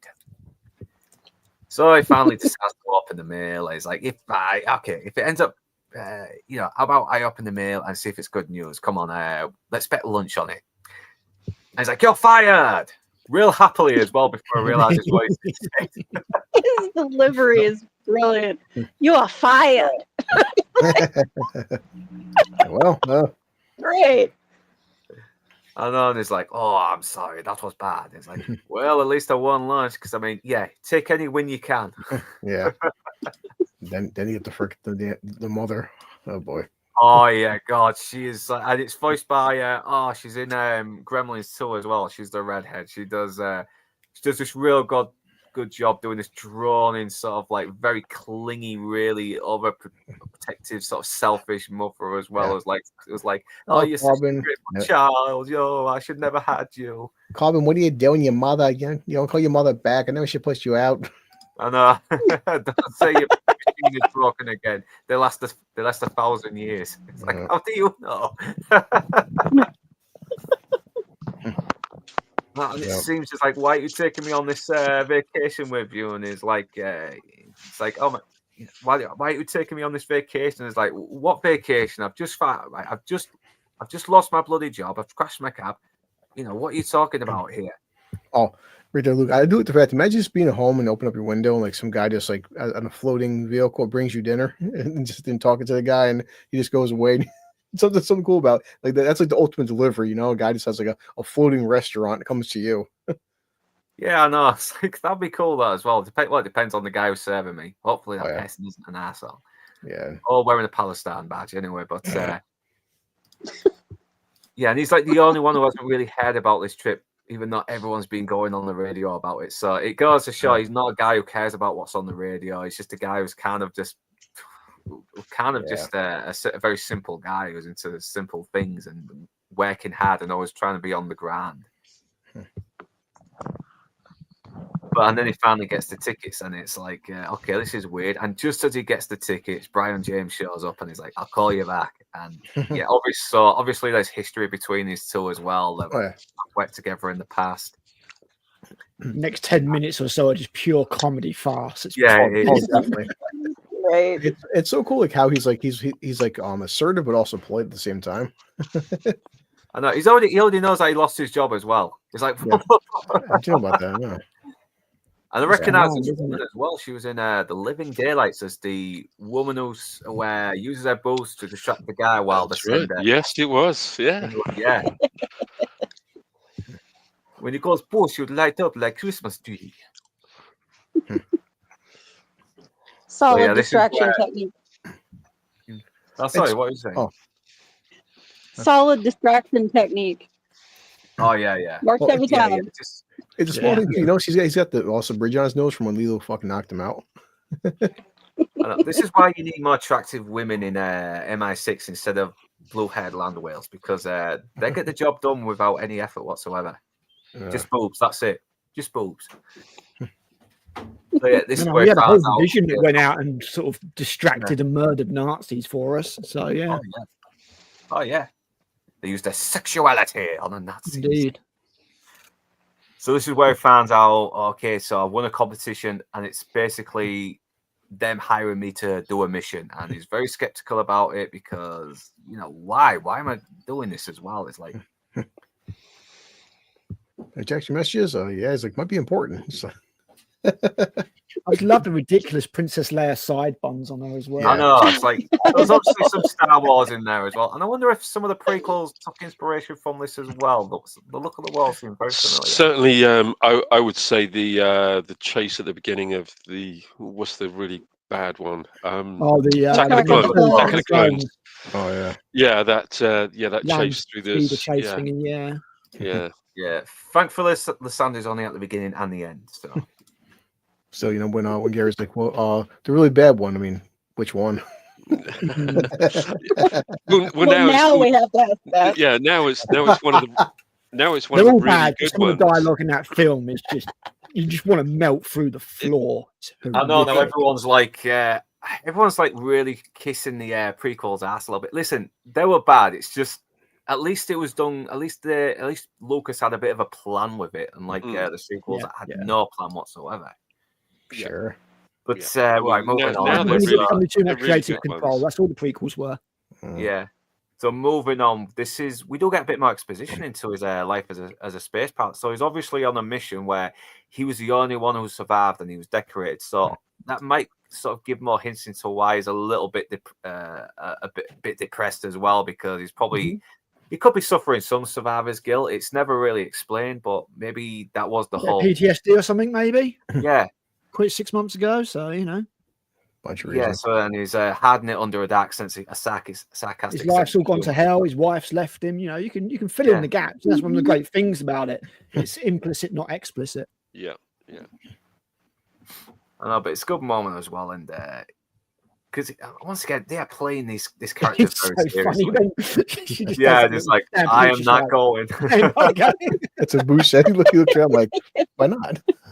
Like, well, what's the problem here? I don't see anything wrong with this. Yeah, she's a hottie. Come on. Doing, if anything, we're doing you a favor here. And then you just get this mad little comedy moment where he's his wife. Yeah, it turns very farcical, doesn't it? Yeah, it does turn very farcical. You know, when you got all these characters sort of like trying to hide from each other as well, and Lilo. That's when he started off in comedy, didn't he? Like back in the day, didn't he? He was like doing moonlighting and stuff. That was a comedy, it wasn't was. it? Yeah. Mm-hmm. So you know, he's got chops for it. And because the news of him winning the competition for the Falston Hotel is all over the radio, of course, they send Lilo in to try and get Corbin Dallas and maybe try and find a way to, take his place. So this is how she finds a room, because he gave her this earlier after he kissed her. So now he's like, oh my God, it's my wife, but she hits the army. You gotta hide. It's crazy. That's what you already got married. He's like, oh well, I'm gonna marry her. Yeah, but it was the army's fault that I got divorced. Yeah, she hits the army. She heard a rumor marriage, and you can't be seen in here. So he just has to stuff them all in the freezer. It's like, we're not gonna fit. He's look at his face. Even Brian James shows some very good comic acting here as well, and he's playing this dead straight. He's playing it straight up like as realistic as he can. Yeah. So yeah, and this is where he pops out, and it's a good thing he didn't give Corbin Dallas his gun back, because how else was he gonna hold him at gunpoint and trying to? Good point. Good point. Yeah, because he needs his tickets as well, doesn't he, to get to the Yeah. No. Whole idea. And I like the fact that Cornelius is willing to be a bit more ruthless when he needs to, but thankfully he doesn't do anything too drastic. Worst he does is just stick him up and try and rob his tickets and knock him out. But now the police have come as well, and they're pretty much putting the place on lockdown. So hide Lilo, and they had him as well, which is probably the worst place to hide. I mean, Christ, I mean, Hide him in the bed. yeah. It's And they've got fine these until it yellow- gets vacuum sealed. Yeah, bloody hell. They can look through bloody doors with this thing now. I mean, what's to stop them from putting their powers on this, depending on which room they're looking in?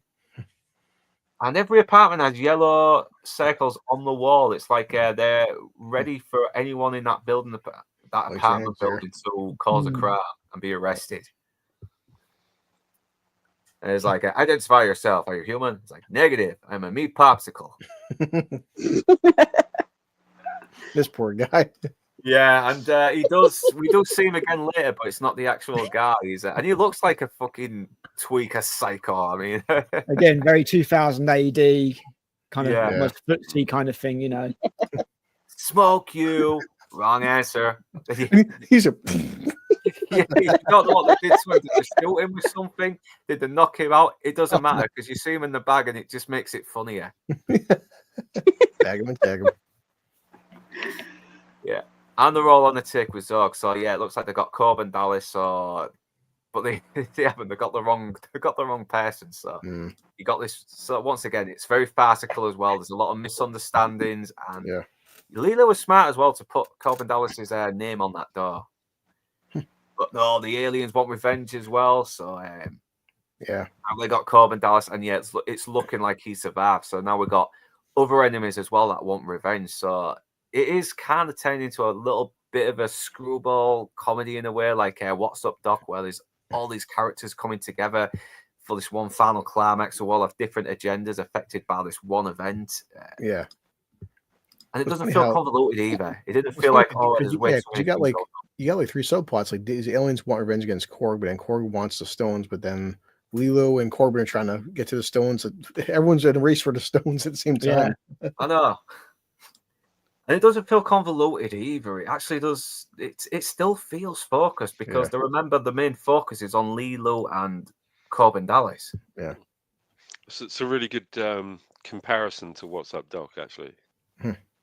I know, because I've not actually seen it, but I've heard it does go along. You've not seen it? Oh, right. I need to as well. I need to because mate, it's absolutely brilliant. Brilliant. Yeah, one of Peter Bogdanovich's best movies, actually. Yeah, fantastic film, actually. Yeah. I know. I need to watch it. I mean, I could say it's a Mad World, which was kind of the same thing as well, where you got all these characters coming in for this one thing. I would think it is Mad World, to be honest. Yeah. I mean, with What's Up, Doc, I mean the 2 lead characters of Ryan O'Neal and Barbara Streisand, just amazing. I mean, she was amazing in it, absolutely amazing in that movie. But one of the best screwball comedies of all time, I think. Yeah, there is something very appealing about these old films and the way they just executed the comedy. And moving on, then we get that real tender Eric Sierra score as well when she comes out the shower and Bruce Willis is trying to dry her off. And yeah, these two have got mad fucking chemistry. They really have. I want these two together.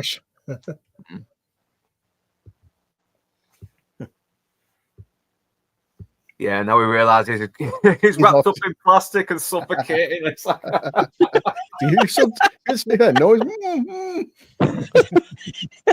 That's pretty lazy. We're just thinking in the future, though, you have to make your bed. You just tear off the styrofoam and it makes it for you. It's awesome. And it was obviously going to make him a cup of coffee as well, like even though he was going to stick him up earlier. But yeah, you shouldn't have gone for the coffee because he grabs one of his trophies and he just whacks him over the head with it. Yeah. Little prayer first and then pop. Yeah, I know, because he's a Christian man, isn't he? So he's going to feel a bit guilty. But I think he might have thought he may have killed him as well by accident. But because I think he makes a little. He seems very surprised as well when he comes back. It's the only thing I guess maybe you could see almost a plot hole in a sense because the priest should be working with the Federation, and the Federation is obviously there to get Corbin. So wouldn't they all be working together?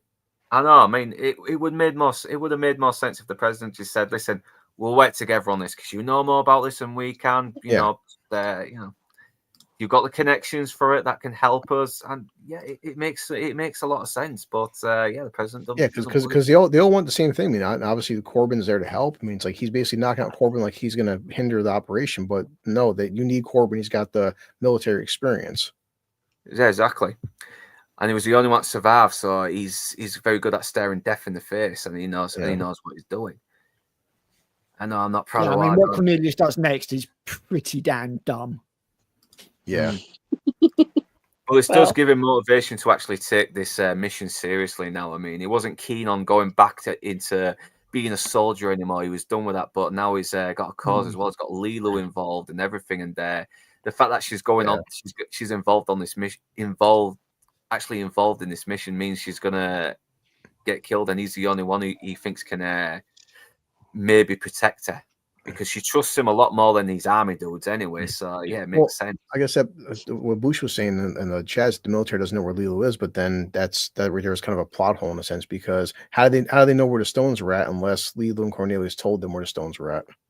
Yeah, there probably is a missing scene there a little bit, but probably got out for time because the movie is already like 2 hours and 5 minutes long. So yeah, because the only person knows where stones at is Lilu, which tells Cornelius, which he had to tell the president because that's the only way they would know that. Well, I kind of assumed that there was some level of communication between Cornelius and the president anyway, because they've already been talking earlier in the film. That's what I'm saying. You would thought that the president and the military told Cornelius and Lilu, "Hey, we're going to have you accompany Corbin." It's almost like Cornelius is like going against Corbin, like you should be all together. And that's but it does seem like the kind of are forgiven when Cornelius kind of does get involved near the end anyway, because but. Look at this train station as well. There's like garbage all piled up in the back as well. It's like definitely that might be London. That might be London Tube Station these days, and all, or New York City. But yeah, they just got all out in the futuristic designs. The priest hat has this kind of like very spirally looking thing as well. It's almost looks like a little turd in a way. Yeah, I don't know. Now you've done that sort of Ted and Dougal thing. I can't not see it.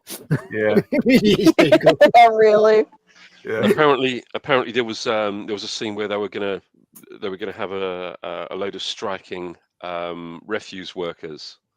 So it would be very much like Birmingham is at the moment here in the UK. Oh, what kind of strike is it? It's not the bloody junior doctors again, is it? We had that in. Oh no! In Birmingham, it's the refuse workers, isn't it? Yeah. They've cleared that up now, though, haven't they? I don't know. Have they? I'm not in Birmingham, so I don't know. Not far away, but I'm not in Birmingham. I don't think the Birmingham thing's been cleared up just yet. Jesus Christ! In that case, I imagine it looks a lot like that. Apparently, you can smell Birmingham 5 miles before you get there. Damn. And that's true. Apparently it's true. Apparently it's true. Yeah. Yeah, bloody hell! Everyone's bloody striking these days over some bullshit. Yeah. Oh yeah, just quickly, Luke. This is completely off the topic. I understand that it's Yorkshire Day today. Oh shit, man! Yeah, it's Yorkshire Day today. So happy Yorkshire Day. Yes, happy Yorkshire Day. You're in East Ridings, aren't you? In Hull. Yeah, in Hull. Yeah.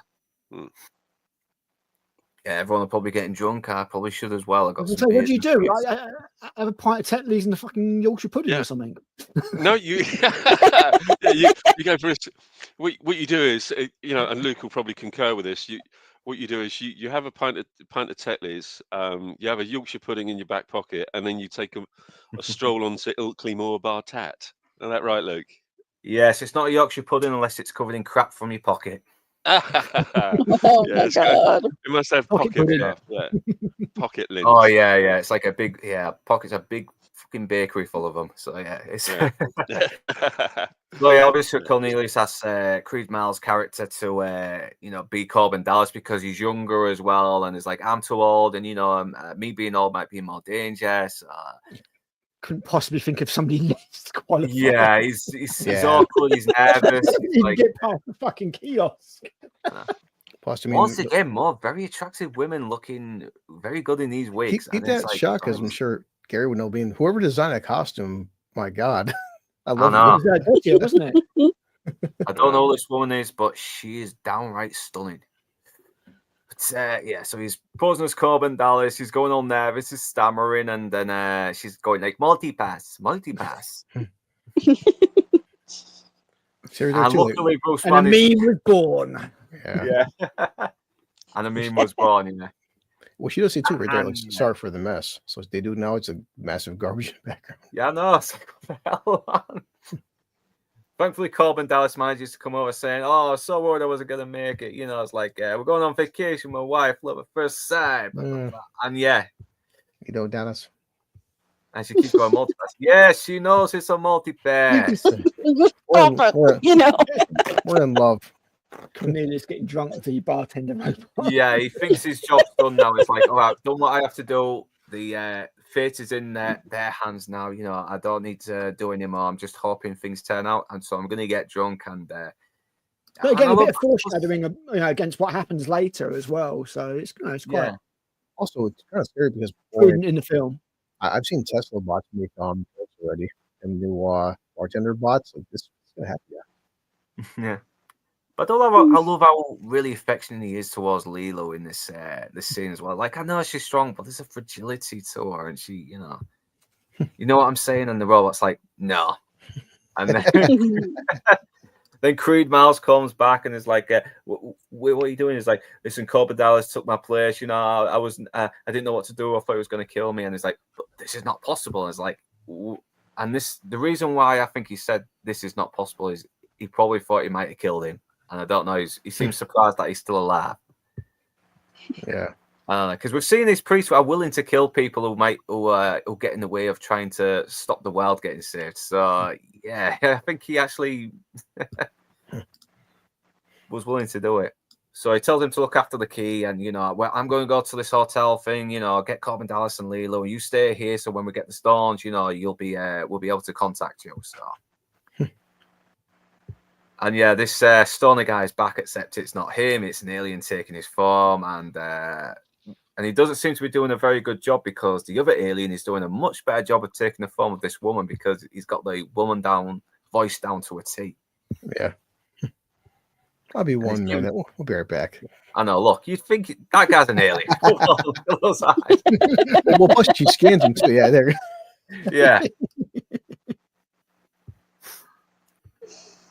It's like, we'll be right back. And before they even get a chance to relax on their flight, he's about to get harassed by the Marmite of the ultimate Marmite character of this movie. Some people, obviously, like Inside Man, can tolerate this character. Others cannot. It depends on the multi-pass. But obviously, the game's given away for them. The cops come, and then a big shootout happens. And this is where Chris Tucker as Rudy Roy comes in, and yeah, he's all these he's so green. As the winner of the Gemini contest, his spies fuel like fire, so stop melting, ladies, because he's hot, hot, hot. No, you're not high pitched enough. You're not enough. You're close, but not quite there. Yeah, you got that really big banging music, that boom, boom, boom, while he's doing all these like big raz and is like, tell me, man, what it's like. And it's like, hi, I'm good. And he's really struggling to sell it as well. That this guy is a very charismatic radio presence, but he's ruining his show and everything. And I love how he just, and I kind of found it a little bit funny how every woman just can't keep away from him because he's like so flamboyant. He's kind of like a rock star, isn't he? He's just very flamboyant, and women kind of feed off his charisma a bit. Yeah. Which honestly, come on, guys. We've all seen the past 5 years of TikTok. This is so. Yeah. This could so happen. Yeah, I was going to say. I think there was a way he could have done it while being over the top, while still being subtle enough to be tolerable. Because Chris Tucker can reel it down when he needs to. I mean, it is super memorable, to be honest. Just in kind of you never forget it at night kind of way, not in a. I genuinely think, I think he steals it. I think he absolutely steals it. I love him in this. I really do. Yo, man, my man. He's just like. He does seem like a cool guy as well in real life. He doesn't seem like a bad guy. Everywhere he goes. Yeah. I love his entourage as well. I know It's like- as well. I mean, you like do a kind of rapper's see, entourage or something, you know. yeah, you do kind of see that he's not totally dumb as well. He knows his entourage are kissing his ass as well, and he does definitely. kind of open up to Corbin a little bit, saying, "Listen, the show was bad, wasn't it? It was terrible. But I need you to work with me. I need you to actually not give me a 2-word vocabulary and make this thing work." And Corbin's like, "Listen, I'm not here to fucking showboat. I'm here on a mission, okay? So it's your job to make me look fucking. It's your job to make the show look good anyway, not mine." Yeah. And yeah, he's like, so I use green, like super green. Oh my God. Let me look up this actor's name. Give me a minute, fucking, because he's a garage singer as well. From the 90s. Like, He said keep garage. forgetting his name. And I don't listen to a lot of garage, so my knowledge is very limited on that style of music. I like a bit of Goldie, but garage singer with element. His name is Man, Tricky. His name is Tricky. Yeah. You talking about Tricky? Yeah, Tricky. That's it. Yeah. Yeah. He was pretty Music artist. He was a bit of a thing in the 90s as well, but Yeah. it wasn't really my music. I liked a bit of hip hop, but garage. I'm always kind of a little bit of lenient on. Yeah, I guess he's from Bristol. So Yeah. Oh He yeah, was proper. good in this. He was really good in this. Yeah, no, he's acting his ass off as well, and he plays it real well as this. He definitely has got a bit of a working class thing as well. You can tell he's from the streets as well. And I am Corbin Dallas again. I've heard this fucking name 4 times already. It's like yeah, damn this one. I don't know what this actress is though, but I don't know if she's been in any more stuff though. Yeah, and the love was like, hey, I'm Corbin Dallas. I need to talk, and he just gets fucking rumbled. I'm guessing so this name is Josie Perez, and damn, she's still what? Rosie Perez? No, the Josie. Oh, Josie Perez. Oh, the ticket attendant woman. That one right there. Yeah. This one here, yeah, her name's Josie Perez. Looking at her current Facebook and Instagram, and boy, she's if anything, she's gotten better looking. So have a look, see if we can scroll down a little bit. Okay. Oh no, I'm not seeing it. I thought you had a picture up, but never mind. We'll go to that later. But yeah. So we see these flights have these like little cryogenic sleep things, because I'm guessing because it takes a while to get to other worlds, even on warp speed or light speed. And yeah, she's already starting to speak a little bit more English now, so she's a quick learner. She's very adaptable. And obviously he's letting her know, listen, I'm only coming here because what's happening here could be dangerous, and I'll be the only one to protect you, right? I'm trained for this, and it's not because I think you're hot and I want to get in your pants. No, because I'm trained for this kind of stuff. I know what I'm doing, and it's going to be dangerous. Yeah, and you're hot, and I want to get in your pants. Yeah. It's an ugly thing. And once again, we get a nice little bit of cutting back and forth as well between the other characters on with Ruby Rod sort of seducing one of the air hostesses, while Tricky is telling Zog that he's failed and he's about to get killed because he does not tolerate failure. And also the guy's getting rid of all these little space beings that have been getting caught in the landing gear. You got the Jamaican guy smoking weed, basically. Come on. Yeah. Hey, come on. You guys pure Bob Marley enough. You got the honestly, background. The amount of fucking jobs that people can do while still being high on weed is unbelievable. I'm not just killing space aliens with a flamethrower. Yeah. Yeah, they got fucking what was it? Powering the ship to just like a nuclear reactor, like just all willy nilly. Hey, no problem. Like, dude, it's fucking 9-to-5 job, man. Damn. I love how Gary Oldman kind of loses his little more comical manner and shows just how serious he is when people fail him. And we get a bit more into Roddy Rod. Like, yeah, he's a sleaze bag. He's a player, isn't he? He's a player. He's a womanizer. He uses the same cheesy lines on women that will fall for it. That's kind of his character. Yeah.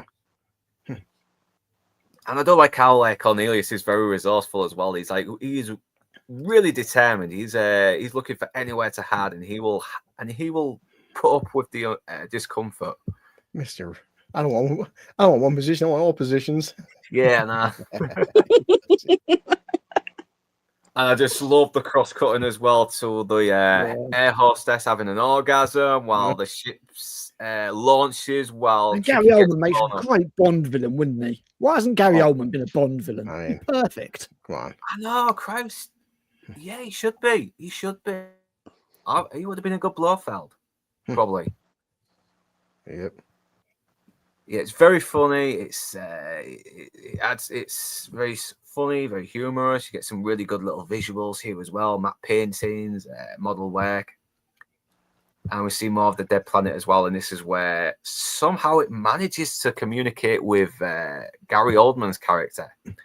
I know it's a small line, but he's like, no, I swear, Chris Tucker, I never felt this way before with a human. Yeah.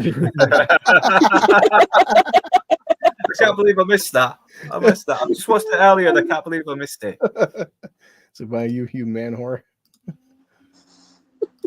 Pulling out Captain Kirk over here. Yeah. Damn, I think this film is giving me a fetish for women in wigs now. Jesus. I need to no fap this film for a while. So, yeah. Well, we all know what you're buying. We all know what Northern's buying for his missus later on Amazon. Yeah. Quiet. Next day delivery. You see the shutters from the spaceship goes up like this, and you see her legs too, like that go up. Yeah. It's like damn. Yeah, and you see the take off the explosion. As the explosion, you see she's screaming with the explosion. The cross cutting is so good. I mean, it's like Naked Gun with the fucking basketball player scoring while Frank Driven shags Priscilla Presley. Oh yeah. So yeah. Yeah. But definitely good subtitles too, because in the theater they purposely distort this thing's voice. It's hard to understand what it's saying, but it's Shadow a good one. Yeah. I know, just Mr. Shadow. Again, Alderman's so good here. He just shows this kind of controlled fear really, really well. Oh yeah, Al, that's what I said. He is shitting himself, but he's trying not to show it. Yeah, because so far, I mean, in terms of the film, we've only got like mostly comedy elements, but just we see this thing. But now it's like definitely like his facial expression and the atmosphere, like how he's shaking and the shit coming down from his head. Now this thing has a personality in some sense. Now it's sentient and it's more fucking terrifying, man. I know there is kind of like a Galactus thing going on as well. That's what I'm saying. Film. Yeah. What is it? What this thing is personification of evil. I know, and I love how it's just one shot as well, and it just slowly zooms in, but not so much, as his fear just sort of ramps up, and the feeling of fear just ramps up inside of him as well. It's like, and he's obviously lying to him as well. He's trying to, put a brave face on it as well, but it's like the shadow is like, it doesn't matter. I'm going to be consuming everything, and then like the stones, where the stones. But something stupid too. You don't see who it is, and you don't even know what this thing is in its physical form, or maybe the planet itself is its physical form. Yeah. But once again, you get a little bit of mystery, and it just makes it more terrifying. Also, kind of dumb how bad guys, because he says he'll stumble I've tripled my rates, and that's not a problem. But it's like, dude, right now money is your main concern. When this thing's gonna wipe out everything in the solar system. Gary Oldman's I know, and it kind of does contradict a little bit on how people need a bit of chaos to keep them to make life come across like it's worth living, because, well, like the Buddhists say, life is suffering, but if it all ends, there's going to be no fucking chaos to live through anyway. So that's the only thing that did bother me, but I let it go because the rest of the film is still fun. Yeah. Well, I'm saying, but that's how dumb people are. It's like bad guys care about money aspect and like becoming rich. Like, well, what's the point of having $1 trillion if the earth is destroyed? Like, I know. But moving on, it's a plot thread, We'll just move on to another colony. Yeah, we just move on. I know we kind of bitch about plot holes a lot in other movies, but I don't know. Sometimes some movies you kind of forgiven. Some movies you kind of forgive. Oh well, for me it's not even like a plot hole. You just can't forgive. I always find fascinating with just people and their greed. It's like greed is so stupid. Money. It's like you care so much about fucking money that, like, do you understand? Like, okay, what's actually what you're sacrificing for $1? Well, it's like Yeah. Lex Yeah. Luthor in Superman 2, isn't it? You Yeah. know, he wants Australia, but Yeah. you've got to realise that Jimbo Zod is like, it's not going to Yeah. be.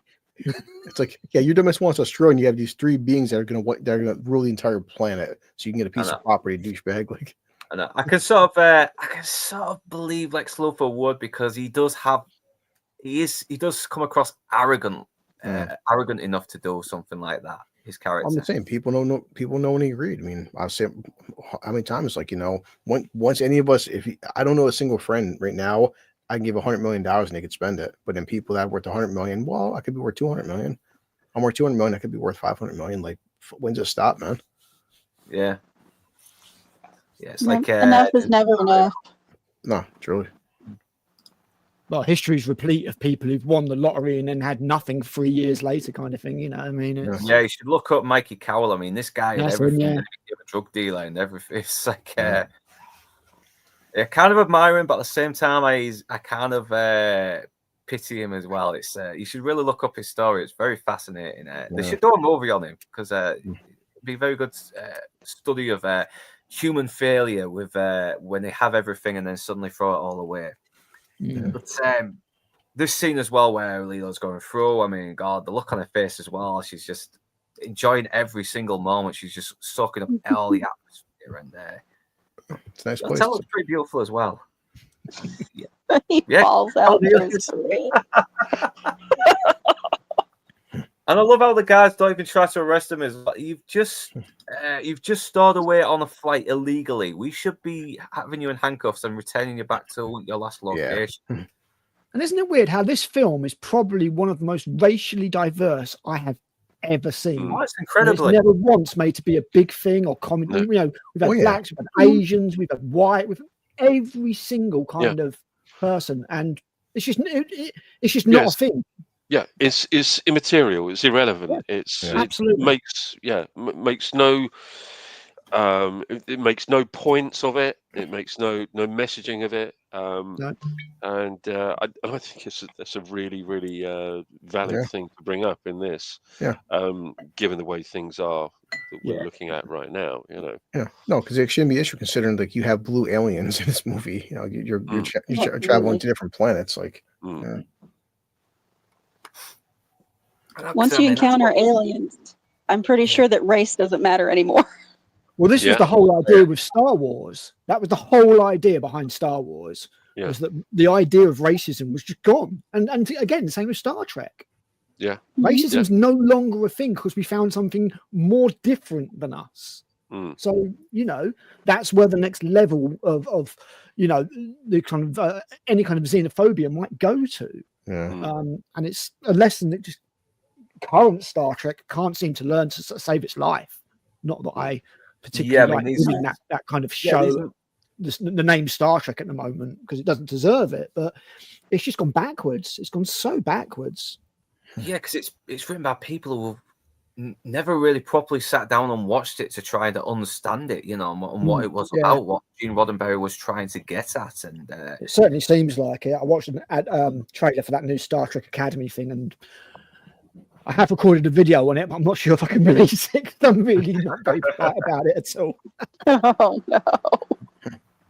Yeah. So obviously, Bruce Willis is pretending to be, the tourist competition winner who's got the VIP stuff as well. And this very lovely blonde who is probably one of the few woman working a job that doesn't require a wig is telling him about Rudy Rod, which is like the last thing he wants to hear as well. That is who's going to be by his side. And his mum somehow found out the phone number to this hotel for some reason and is giving him more shit. It's like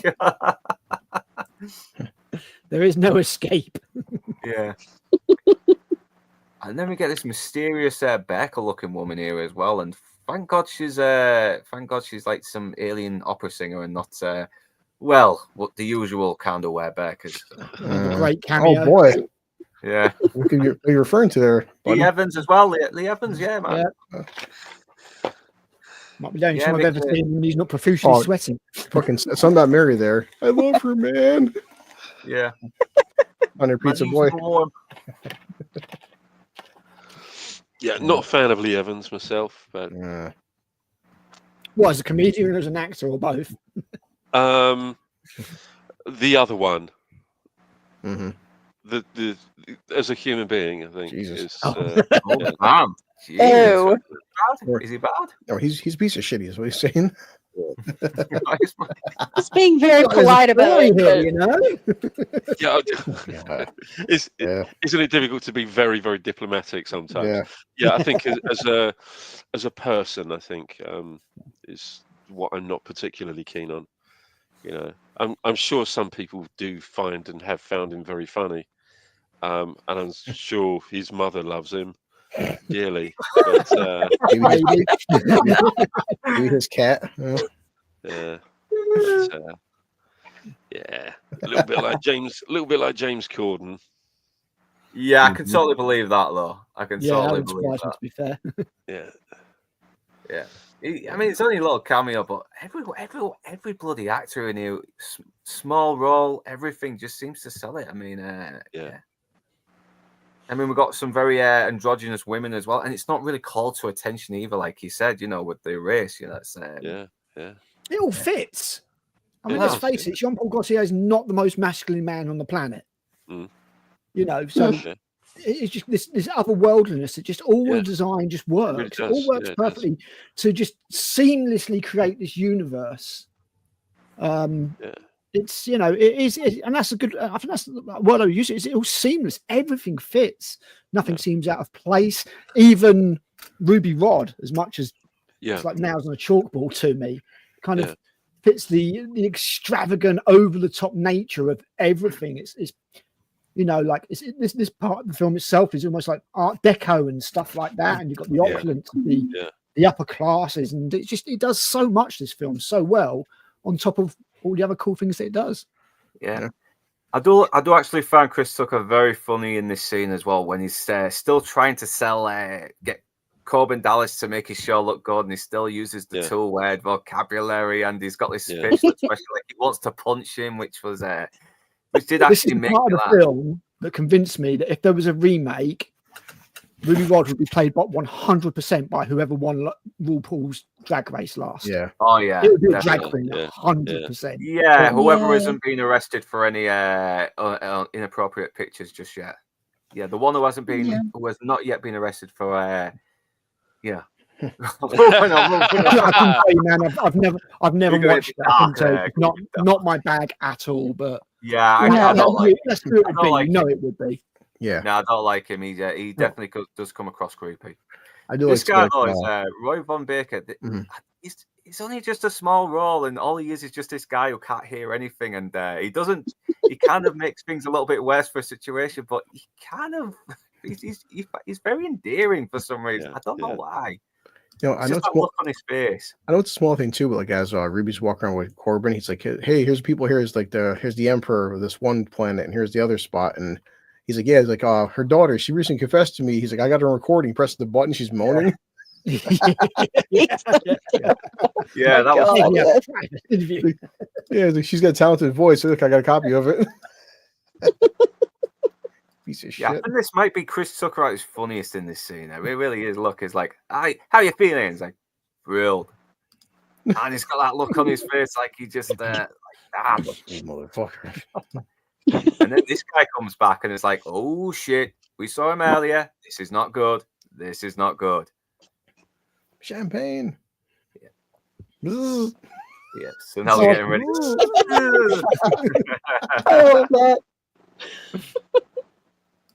Yeah, that's me. I should did on my damn buses. There you go.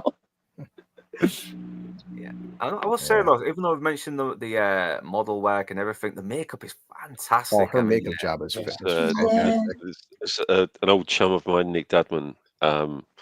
Again, I'd worked with him before and a couple of times before, but probably the nicest guy in the entire business who did makeup and creature effects. I mean, a wonderful, wonderful man.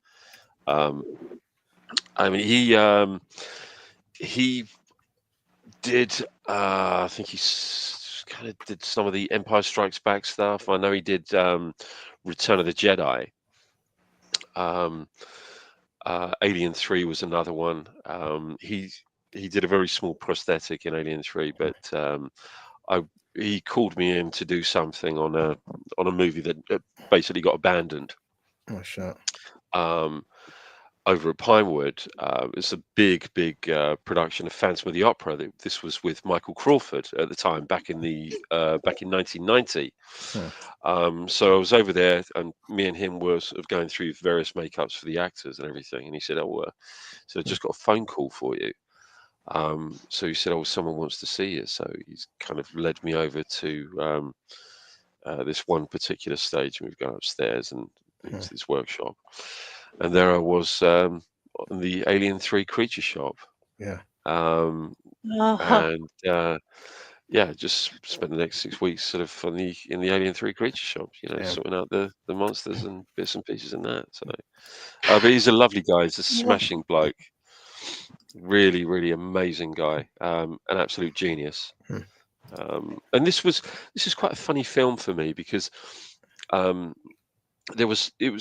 it's kind of like the one movie where there are so many people in this movie and on this movie that I'd worked with so many different times before and since. This was kind of like the one that kind of sort of got them together. I mean, people like Ian Holm and Gary Oldman and Nick Dudman and Neil Corbould. And many other people. So it's an absolute dream to work on. Really fantastic film. I should have looked this up before, but I didn't know that the diva character, that the actress was at the time Luc Besson's wife. Besson's wife. I didn't know that. She was only 21. She was only 21 years old in this movie because you can't tell with the makeup. Yeah. Wow. But definitely comes across like someone who's not very inexperienced and actually has a bit more of a presence, like a much more mature woman would.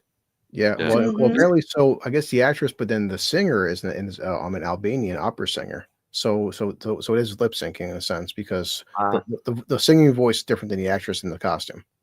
Yeah. Yeah, maybe they had a good singer, but she wasn't great. She just didn't have the acting talent, while the actual woman who plays her did have the acting chops, even if it's just like one little short scene with only a few lines of dialogue. And once again, I love how the opera kind of makes the action scene feel a bit more adrenaline pumping as well. It's like it's sinking to the action because these aliens have come in, they've killed their entourage, all that lot, and just blasted them. And it's very cool kind of music as well, because it starts off kind of operatic and then gets this beat behind it, doesn't it? It turns, I want to say, quite dancey. Yeah, no, it starts to really soar and become more epic when they gun everyone, and then it really starts getting a bit of a beat as well. It starts, going a bit faster, a little bit more catchier, and it goes real well to the action scenes as well. It just makes the action more badass. Again, very cool. Not quite heard anything like it since. It really stands out. Very, very cool. I know, and it's like she's done all sorts of kind of training as well. And I think one of the guys who trained her was the same one who trained Jessica Hines in Space Season 2. I don't know, I might be wrong there, but okay. Yeah, for that scene where she kicks the Agent Smith lookalikes. Oh yeah. That was episode 1, wasn't it? When she comes home from Thailand. Yeah, that was a good one. That was a good way to really bring the one, season back as well. That's good show, Space. Anyone who's not seen it, check it out. Brilliant. I need to do something on that one day. Oh, mate, you got to. I absolutely adore it. Adore that show. Yeah, we gotta say, then like the whole slow build up where she first starts fighting slowly, and then like it's almost like a rock speed up, and she's fighting with the music. It's fucking such a great choreographed scene. Yeah, and she's fucking throwing down as well. I mean, plus she's kind of this alien with this. She slaps him too. Yeah. No, she's like slapping him like he's a cartoon character as well. It's like, kind of plays with him a little bit. I know. So she might have been watching a bit of slapstick as well and learned some moves from them. It's and you can't bitch that's a small woman taking on guys because she's not human. So Yeah, she's No, like got and- this, and- she's got this like supreme DNA, hasn't she? So she can sort of like take these guys on a yeah, bit. just Well, because a bit and the way it's been done, she's not physically. It's just done in a very silly way, so it kind of works. yeah, You know what I mean? It's over the top and ludicrous. It's not like, for example, when you see what's it, Captain America: Brave New World, and you've literally got 5 foot nothing. I can't remember her name now.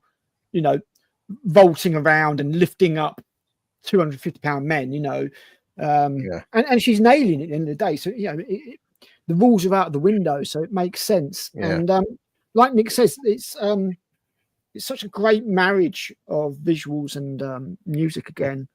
And we're about to see the vulnerability that Cornelius told about as well when Zorg turns up. So yeah, it all works really, really well. And it's just, I'm going through this film. Obviously, we're watching the film as going along at the moment, and all I'm thinking all the way through, and it just sucks because this is what modern entertainment has done. All I'm thinking is how much this would be ruined if they did it now.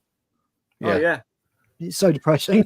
I've seen with the whole women Bruce fighting Lee. for women fighting for bloody strong women is pretending to be strong, claiming to be strong women. Don't know how to write strong women. They don't. It's like every time they try to write them as strong women, they make them look terrible. They make them look terrible. It's always they're always narcissistic or selfish or just spiteful as well. I mean, and the thing is, the blueprint's been there for a long time. You just use feminine strength. There is such a thing as feminine strength and a determination, and that's one of the things that I liked. Just to go very quickly off topic about the Fantastic Four was, you know, Sue Storm's strength came from a feminine position, a maternal position, rather than anything else.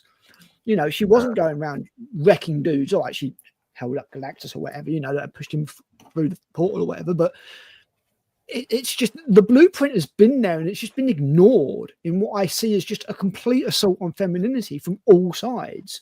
You're not allowed to be sexual. You're not allowed to be sensual. You're not allowed to be feminine, but you're also not allowed to use your feminine wiles, your maternal strength, or anything like that.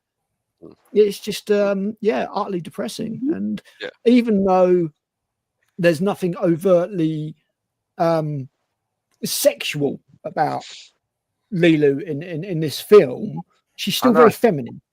Yeah, she just happens to be a very gorgeous woman, but you know, you don't like her because she's sexy. You like her because there's a kindness to her as well that makes purity.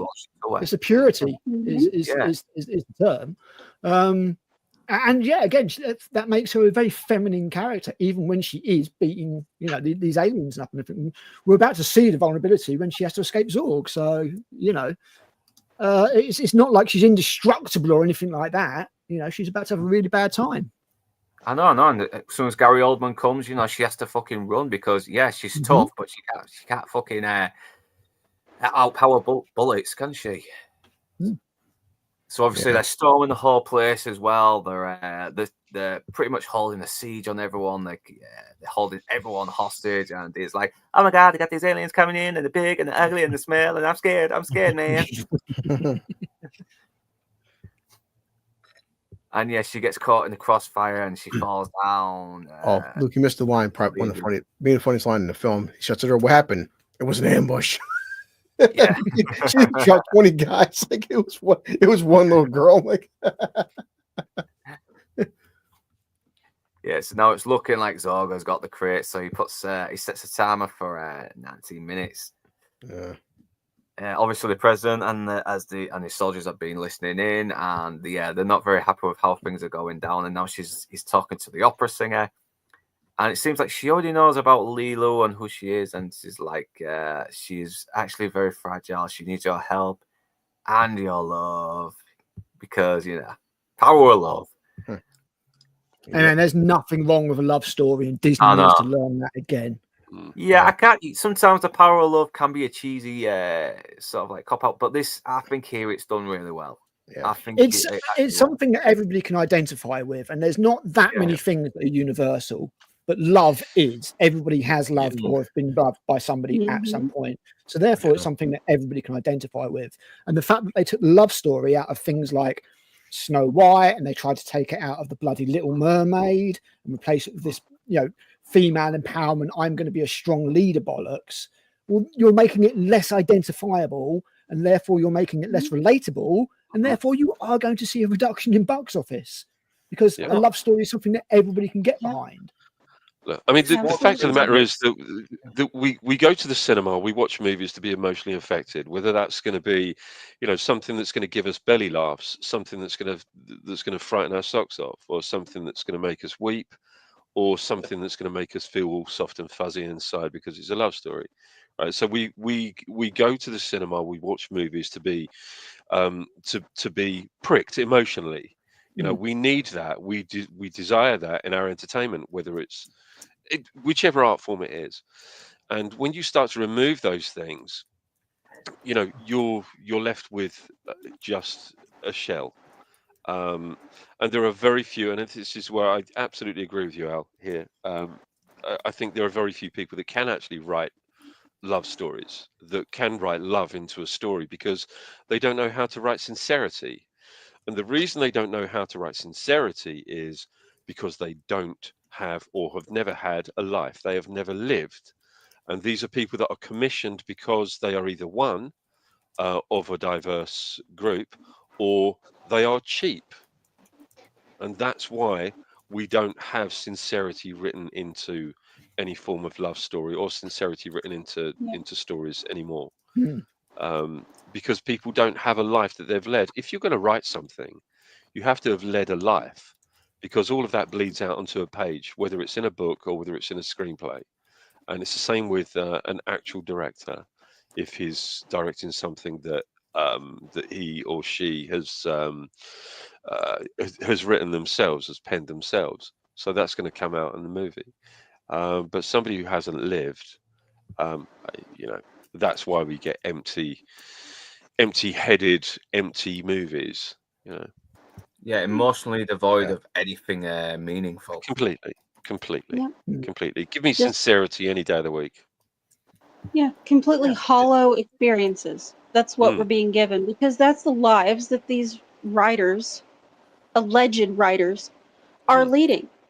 Yeah. Like, they don't associate with other people unless it's somebody that thinks exactly like they do or fits in the same box that they do. Absolutely. They don't reach out and learn about another person. So when they're trying to write a romance, they have no idea where to start. To write love, you have to have loved somebody. Absolutely. And the only right. one they love is themselves. Yeah, it's kind of like these writers are just trying to encourage people to just become bitter psychopaths with no empathy for anyone or any connection. Yeah, I think fortunately what's happened is that people have rejected that way of writing. Yeah, People have I'm rejected it en masse, rather than picking that ball up and running with it. I think the studios are the ones that thought that everybody was going to pick that ball up and run with it, and they did to an extent. And there still are some people that do, but fortunately, the masses seem to have rejected all of those ludicrous attempts to subvert normality or reality.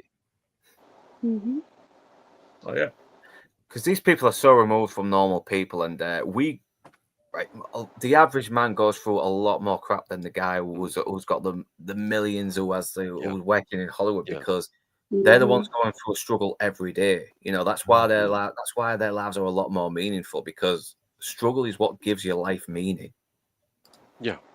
And it's how you never struggled. These guys who are writing these terrible movies have never struggled at all. They make claim that they struggled just because their fucking coffee got latte and even got milk in, even though they never asked for it. And it's like, God. See, to a degree, I kind of understand that if, say, for example, if I was of one of the diverse groups, and this is nothing against anybody who is of any diverse group that is a writer, that is a real writer. But my objection is only this: that you are only hired as a writer not because of your writing ability, but because you are of a particular group that suits a particular political agenda. Obviously that's a huge problem, because you're not getting people that have the experience in writing or the experience in life. And it's like that with every job. We're starting to see that now. We're starting to see, it's starting to unravel. dramatically, where And too many we're seeing people the have been evidence, aren't we? I mean, Yeah, it's like this experiment's gone on long enough that we've kind of got the proof, we've got the sample for the experiment. Do We you know kind of what, know Al? it's a failure. What a perfect word to have used in that respect, because I think you're right. I think it was a social experiment. I think it was an experiment by a bunch of extraordinarily rich nincompoops who really thought that they could, that they could enable something, that they could create something and let it kind of change the world. But obviously, the it tyrannical genuinely hasn't. minds. Yeah. But some things are I don't. universal, and they're universal for a reason. They've endured for Yeah. decades, for centuries, I dare say. You Centuries. go back to stories Millennia. like the Iliad Millennia. and the Odyssey. Yeah, that's right. Yeah. Yeah, and a lot of love story can be a very cheesy thing, but it's still something we can all relate to.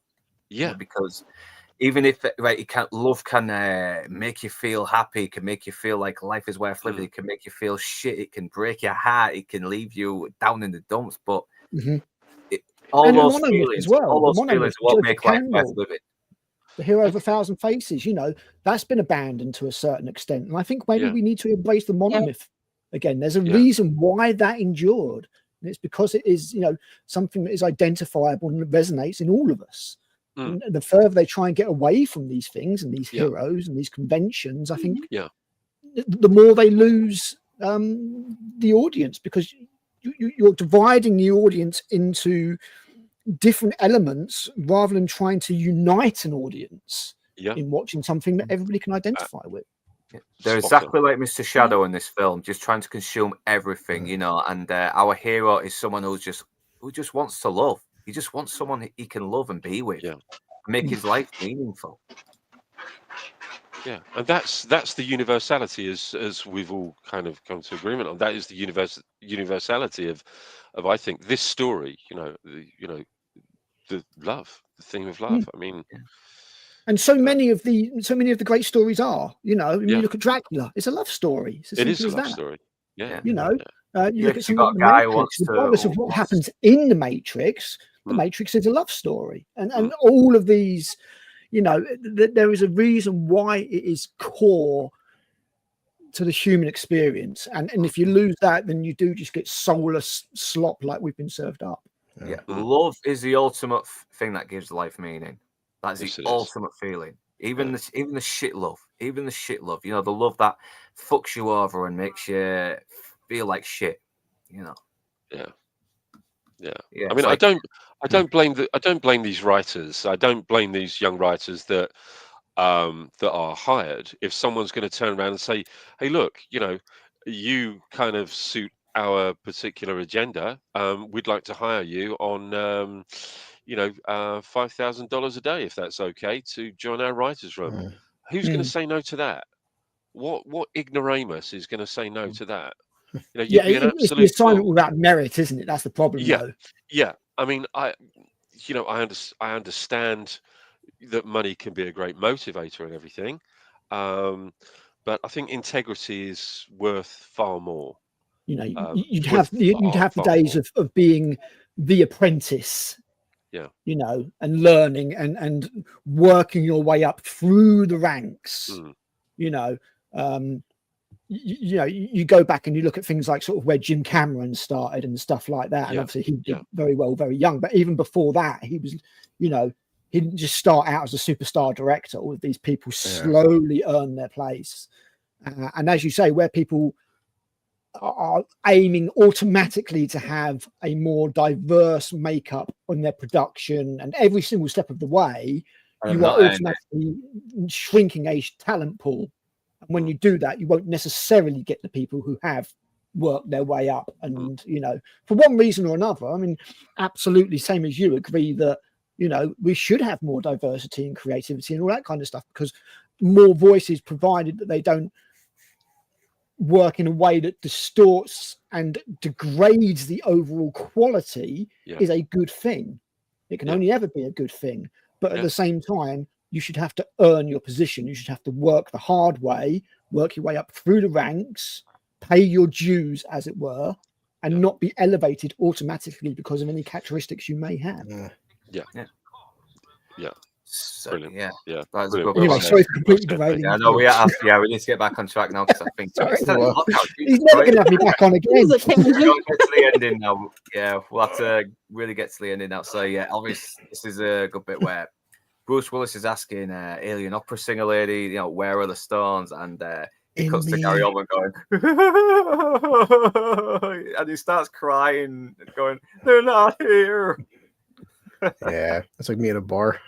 I know it makes you think that he's got him as well. The way it laughs, but then that laughter just turns to tears as he says, "They're not here." Yeah, it's me walking out. I couldn't get any phone numbers tonight. and yeah, a lot of people have asked questions. Oh, like, how the fuck did the Stones get in Sada in the first place? But I'm just saying, like, Use your imagination. well, also, like, okay, I don't so want to know. I don't want to know how they got in Sada. the real question is, like, if she lived, how'd you plan on getting him out of her? Yeah. Like, I know these are pretty big stones as well. These are four exactly. big stones. Yeah, they're not like gallstones, are they? Guess there's I know, some alien X-lax going on. Yeah. No, have you got any internal organs that wasn't hemorrhaging under them? I don't know. I got Corbin. Corbin, don't look. I had to take care of something. Oh God, no. I don't give Chris Tucker a little bit. He just doesn't sound like he doesn't want to kill this alien, even though he has every right. Like, I don't feel right. But yeah, he goes inside there, not that way, not that way. Say it again. Wait, what's he doing? Phrasing. So does he go deep inside? I love Archer. And yeah, he shoots him, and he's like, oh, she shoots himself a little bit, doesn't he? He told me shoot him if he moves. He moved. Yeah. Then listen to the entire thing. Yeah. And I love this bit as well. Like, don't worry, I know my man. He'll calm things down. And he just goes blasting these guys as well. in that group of generals, there's a black dude. Yeah, that's Al Matthews, isn't it? It's Al Matthews. Yeah, I didn't realize. I just saw it on IMDb. Sergeant Apone. Oh, can't seem to get him anyway. Sorry about that. I think it was earlier in the film. I don't play sharp again. Yeah, here comes John McClane now. He's whooping ass. Yeah. And he manages to dodge a shitload of bullets that probably should have hit him. And I love that Rudy Rod is still reporting this as well. Is like, I do think, as much as the Ruby Rod character does my head in because he's high pitched and screechy, they're a great double act. They are a great double act. Yeah, when he sort of turns, I think this bit in the opera is when he is at his funniest. I mean, despite the screaming, that gets a bit great in there. Him reporting, scared shitless out of his mind over what's happening, but still carry on with his job. Does kind of he's a professional. The show must go on. He's willing to carry on as well and not. He's asking him to get. Thanks, Roy. You kind of forgive him as well. He's got that dumb look on his face that you can't help but find charming. He should be dead here as well. I mean, they're practically blowing this all bloody bar stool up and everything, and he's just surviving it all. You kind of want him to as well. You don't want to see him get Give me the gun. Give me the gun. I know, and he gives him like these two balls, and he's like, "Yeah, thanks." Good job. He's like, "Oh, shoot! I just won a competition." And it's like he's trying to do something, but he gets the upper hand, and it launches this guy into the balcony. Yeah. Once again, good action, but also a little bit of slapstick as well to keep the laughs going. It doesn't take itself too seriously, It just has fun. It just has fun with everything. And that's sometimes what you need. Sometimes you just need a movie that knows when to be goofy. And part there too. He's like, hey, I can't go that high. Most men can't.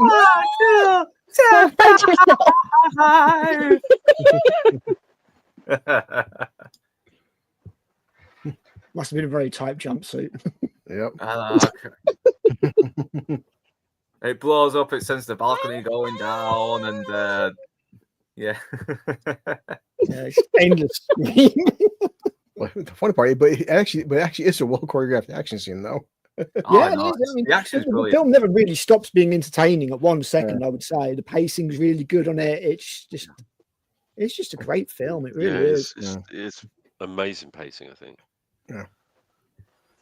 Yeah, so now I got to take over. So now I got to find the guy in charge, and the only way to really negotiate with them is to take out the guy in charge, which I thought was pretty cool. It's like we are up for negotiations. So he walks in, blasts the guy in the head, and is like, "Anyone else want to negotiate?" Just cool as fuck as well. He's not this down, depressed guy anymore. He's back to being this very sort of badass in control as well. Yeah. Anyone else want to negotiate? Also, the president's reaction to yeah. Old tiny listener, God, he had some good comic timing. Even though he was typecast as these sort of like big, nasty, mean guys, he had a flair for the comedy, the deadpan humor. So now his team medics are taking glass out of his hands, which kind of is realistic. There was a lot of stuff blowing around, a lot of shrapnel. So yeah, there probably would be little bits lodged in his skin that need taken out. And ladies and gentlemen, says Rudy Wild, damn, that hurt. And yeah, Cornelius is like, my apologies for knocking you out and trying to take your place and steal your identity and all that, lad. And it's like, yeah, I get it. We're here to save the world. Don't worry about it. Yeah, I remember. But now we have to look for Lilo because that's his main focus as well. And they managed to find her, and he gets her out the vent, and yeah, she's really badly injured. And yeah, Rudy was following him around because obviously he's the star of his show. Of course, he's not going to let him out of his sight. And it's what's this little thing that's with numbers going down? And Ian Holmes' reaction is just brilliant. It's just he just starts stammering. He's going. He's like, no, it's on the bomb. Because this place has bomb detectors, and it's had to go off. And just as he says that, the bomb detectors start going off. Perfect timing. Yeah, this movie is funny. It really is. It's such fucking great comedy, great comic timing, everything, great setups, great payoffs. I know. That's what Ian Holmes is. He's like, yeah. How do we stop this? Just fucking run. Yeah, Gary Oldman comes back to the planet because he has to get the stars, and he's like, "Sorry, can't stay here. There's a bomb in the hotel." And he just blasts them, going, no.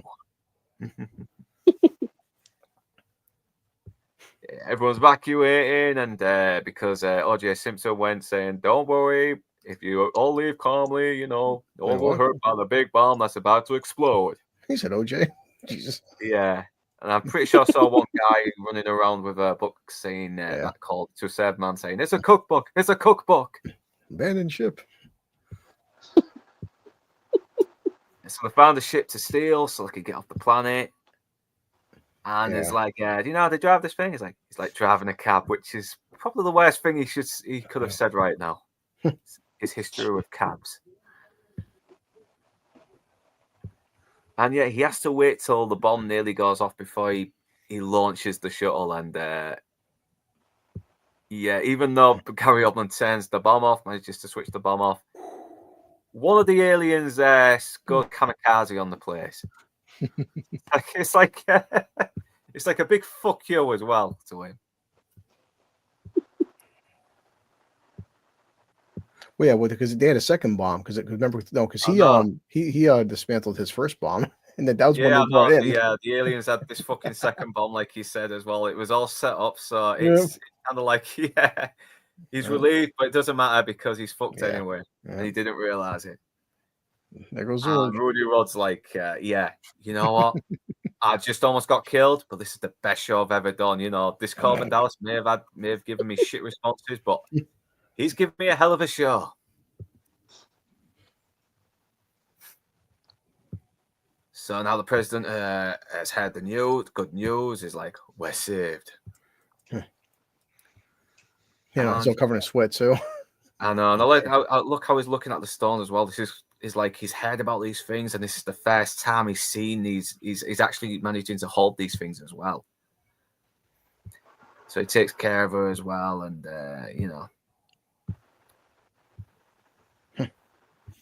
Oh yeah, they're doing that nice little moment where they're talking about all the stuff she's learned, the encyclopedia, everything, you know. And I know, and she found she found the W as well with War, and obviously the crushes dead her poor planets. little spirit. Well, Yeah. I mean, again, but what she says, she's also not wrong. That's the whole Terminator 2 thing. You know, it's like, you know, everything you guys used to make, you destroy. Yeah, it's based, And man. it's not, and very objectively, she's not wrong. Humanity's nature is to destroy itself. Oh yeah. And but the one thing that did pose to me, all right, we've got the dead planet. It's moving at incredible speed, to end, and Lilo's looking up W, and she's looking at whoa, and you know, mankind. That'll mess her up right there, man. And but this is one thing that kind of bothers me. Is like, okay, well, did she not look up communism in C and see all the bad stuff there, and Yahtzees and the ends to know that mankind is full of war as well, and not come to that Maybe it's the conclusion? children's edition. Yeah. Yeah. There's a lot of stuff that talk about mankind's destruction of nature in letters before W and War. So. Nonetheless, I think war is our most enduring legacy, unfortunately. Yeah. Yeah, whichever regime you might be talking about, it's I think war is, you know, the ultimate atrocity, isn't it? Yeah. So so now they don't know how to stop this thing as well. So now they have to figure it out, and it's like, you know, these priests. I mean, they could have passed down this information to the future priests about what to actually do when they actually come to this situation. So instead of running around like headless chickens, nearly getting obliterated at the last second. Well, where's the fun in that? I know. Also, you know, the scary part of war. Yeah, is you need the ticking clock, don't you? You need the tension of people trying to figure out what's happening in just in time. Well, I was going to say, Luke, I mean, this obviously made in the 90s. They couldn't show what you figure, but the movie, it's 200 years into the future. So how many more wars would maybe been fought in since 2000? Yeah. Well, yeah, but it's like a narrative thing as well. It just adds a bit more tension. It's like Kim Jong-il said, "Yes, the ticking clock."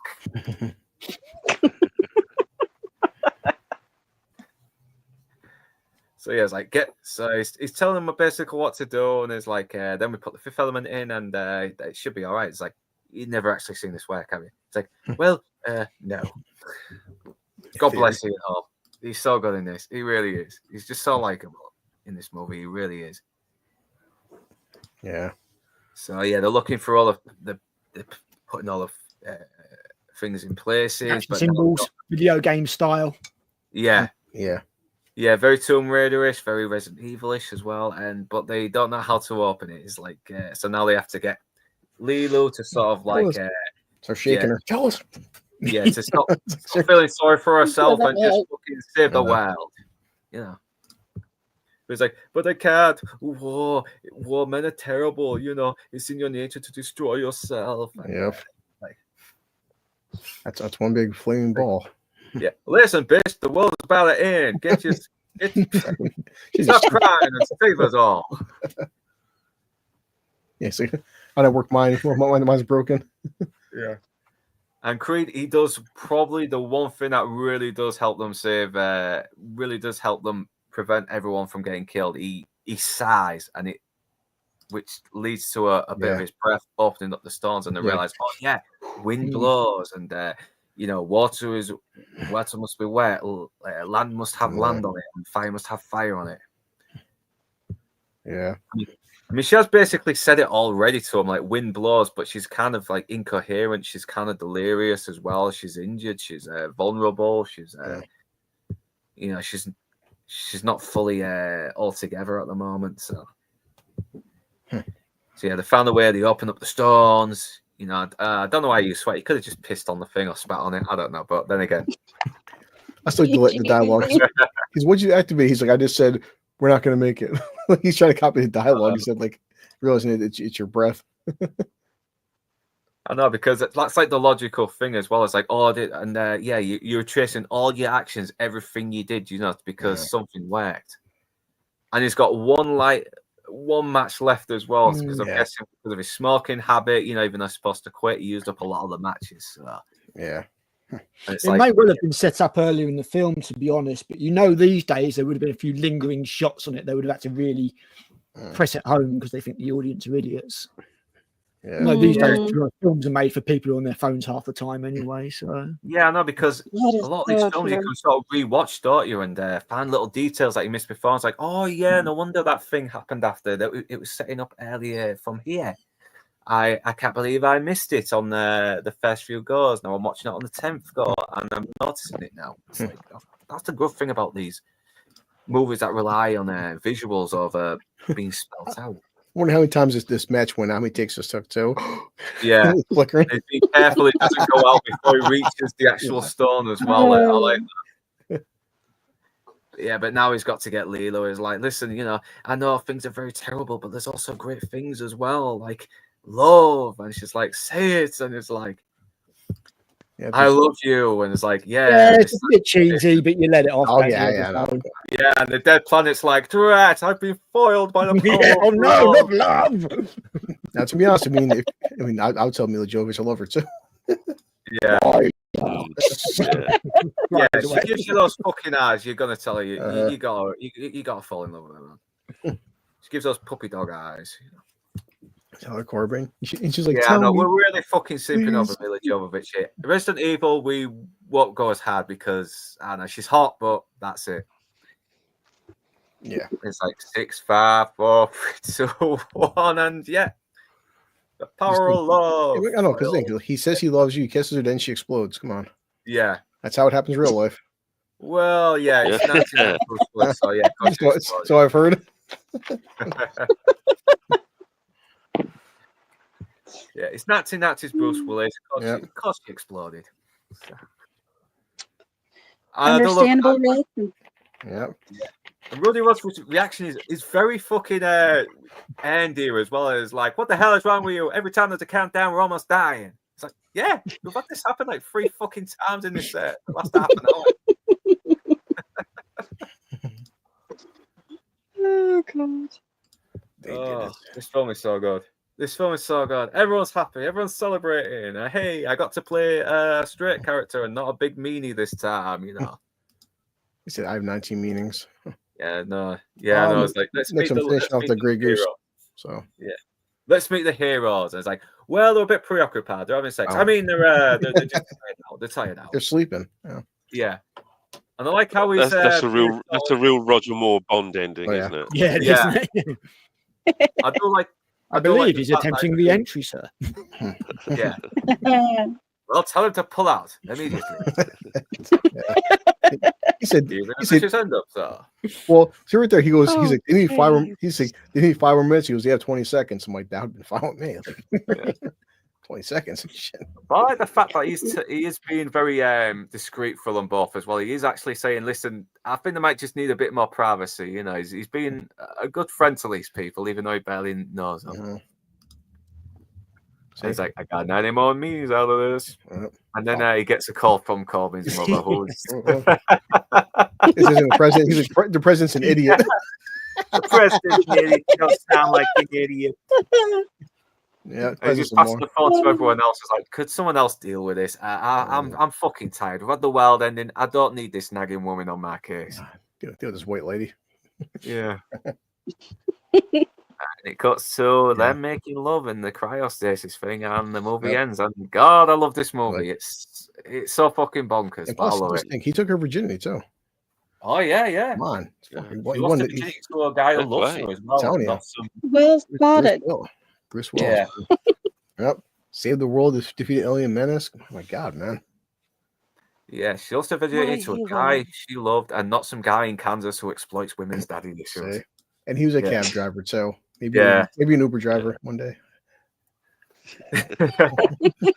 She's not in Dallas. Dallas isn't her. But God, we need more movies like this with a very bizarre sense of humor. Drew Gordon, oh man, I don't know if I might have missed you earlier. I do apologize. Yeah, now she's his slip. You got 2 super chats coming, buddy. And yeah, since we're 3 hours, nearly 3.5 hours, yeah, I don't think we'll hang around any longer. But we'll Sorry. give our final thoughts and do the promotions. But yeah, this movie is just so bonkers. It's so fun, and it's so charming as well, and it's just so unique from its time. And we need more movies like this. So just have this. We just movies that have personality. Yeah, we're very lacking in Yeah. movies with personality. Definitely. but also I think it's a visual originality as well, isn't it? Yeah, there is originality. It's obviously inspired by other, movies from the past. Definitely, Metropolis was a lot of inspiration on the look of it as well. Yeah. But I think when you have an artist that's putting everything together, you can, a real artist can get away with it, whereas somebody who's merely a copycat is just a plagiarist. Yeah. Yeah, And no, there doesn't seem to be any kind of plagiarism here. There's more inspiration than plagiarism. There's nothing you can directly link as being a rip-off of anything else. It's just yeah, you're right. You're right. influences. It's it's everything and anything. So I mean, who is, for example, I mean, I've said it before and I'll say it again, but Tarantino, I mean, he kind of wears all of his inspirations on his sleeve. Yeah. Who cares about broadcasting from the rooftops? Which giants the shoulders of whom you're standing on. I mean, Yeah. who cares? Who Yeah, cares? damn, Providing it's done well. I've just got a few super chats in as well. Sorry, because I had the slides up. I mean- So let me get. I mean, Okay, so I've I had Demon would, Knight but already. So yeah, RTNZ. Oh man, thanks for the super chat. $5 New Zealand dollars. Saw it in the cinema. Has like uniquely French sensibility, which stops it becoming the next Star Wars, but still immensely fun. 8 out of 10. Yeah. Yeah, and I'm glad that Yeah. there's no other sequels. It's it's like Yeah. one and done movie. Yes. The story ended. We're happy. We're happy with what we got. So I as don't much wanna as I was disappointed with Valerian, because I was hoping that might be, a return to that kind of form, I'm glad this stands alone. You're right. And Mystery as well. God, we've got to get you back on again Monday, man. One of my favourite movies. Loved Gary Oldman and the artful influences of Mobius and Miseris. And I hope that trampolines and breast implants would be our enduring legacies. Couldn't agree more, man. And I think Drew Gordon has mentioned Dogman. I was like, I heard of it, but I've not watched it yet. Has anyone else seen Dogman? I keep No, forgetting. no. I heard it was fantastic. I know it's on my to-do list. So. Yeah. I heard good things about it, though. Yeah, I know. I'm gonna have to check it out. Because I did hear good things, so I will have to look it up. So yeah, it's very Luc Besson, because he has got a very unique sense of humor. I actually like his French film Taxi as well, which got remade with Jimmy Fallon years later. I think that was Luc Besson, was it? I don't know. I might be wrong. Valerian, is it the sequel though? I've not seen it, so I don't know. Valerian and the 1,000 Miles. I didn't get the sense it was a sequel. Oh, I can look it up. It's not. No, it's not. I mean, depends on- yeah. Sorry, Rachel, please. No, you go ahead. I was going to That's say pretty much all I had. Valerian was, although Jean-Claude Mercier worked as one of the concept artists on this. I mean, he was the creator of Valerian. So it's not. Although Valerian may have been an inspiration, the Valerian comics may have been an inspiration for some of this. Or some of his work was kind of transferable or transposable onto this. It absolutely is not a sequel. It's something. It's two completely different properties. I am reading that they purposely, because Luc Besson directed it, they put an Easter egg like in there. There's a bar in Valerian called Corbin's, and there's a shop called Lilu, but they're more like Easter eggs. Yeah, so I actually missed that when I watched it. Yeah, he said, but even When they do that. But even Luc Besson said, like, they're visually like they look similar, but it's not a direct sequel yet. It's just so it's Yeah. So it's a thematic sequel, and it's Besson doing French sci-fi comic style again. I mean, it's watchable. It's just it's nowhere near as good. It's not. I wouldn't even say it's a particularly good film. It's watchable. It is watchable. Yeah. It's not good though. Besson and Leterrier teamed up to do Unleashed with Jet Li. Oh yeah, What's the name? that years back. Yeah, That was 20 years ago that as well. I need to check that out. Can't believe I missed that one out. But final thoughts, Inside Man. I love it.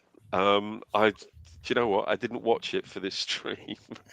I didn't have time to watch it. But it's a movie that's stuck with me over the years, and you know, I haven't seen it for quite a number of years. But yeah, there's all sorts of things about this movie that I think are quite special to me. I think part of it is, I suppose, you know, the fact that you know, any movie that you happen to work on just happens to be a time capsule in your own life. So so it's kind of, you know, it's two things for me. So it's that, but it's also a cracking piece of original entertainment.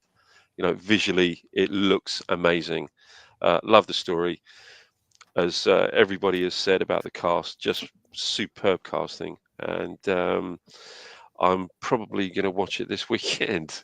I've no tea. yeah, Sorry, man. Sorry, I missed your chat there. Sorry about that. But, yeah, glad to have you on. So yeah, continuing, sad man. Sorry about yeah, that. it's just you know, it's a movie that is pretty dear to my heart. I do like this movie a lot. Yeah, it's an original piece of work, and I love it for that. So yeah, final thoughts, Rich. Well, I know you didn't get to speak much, but you know, feel free to tell us your final thoughts. And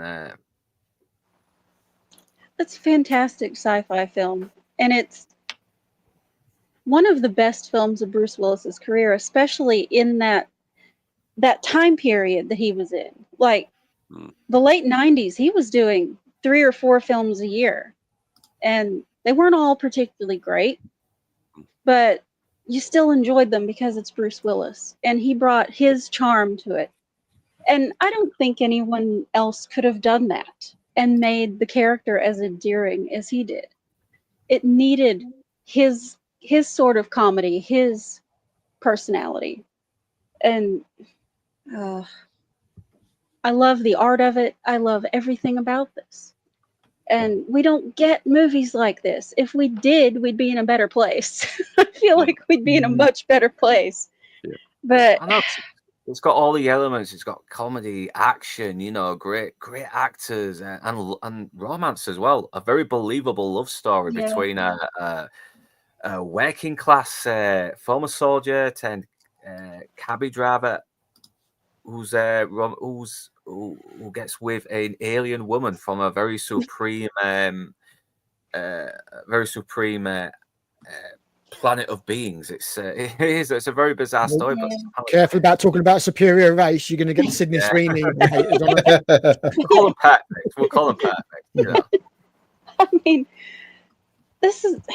Mila is so good in this, and I don't usually rate her that highly as an actress.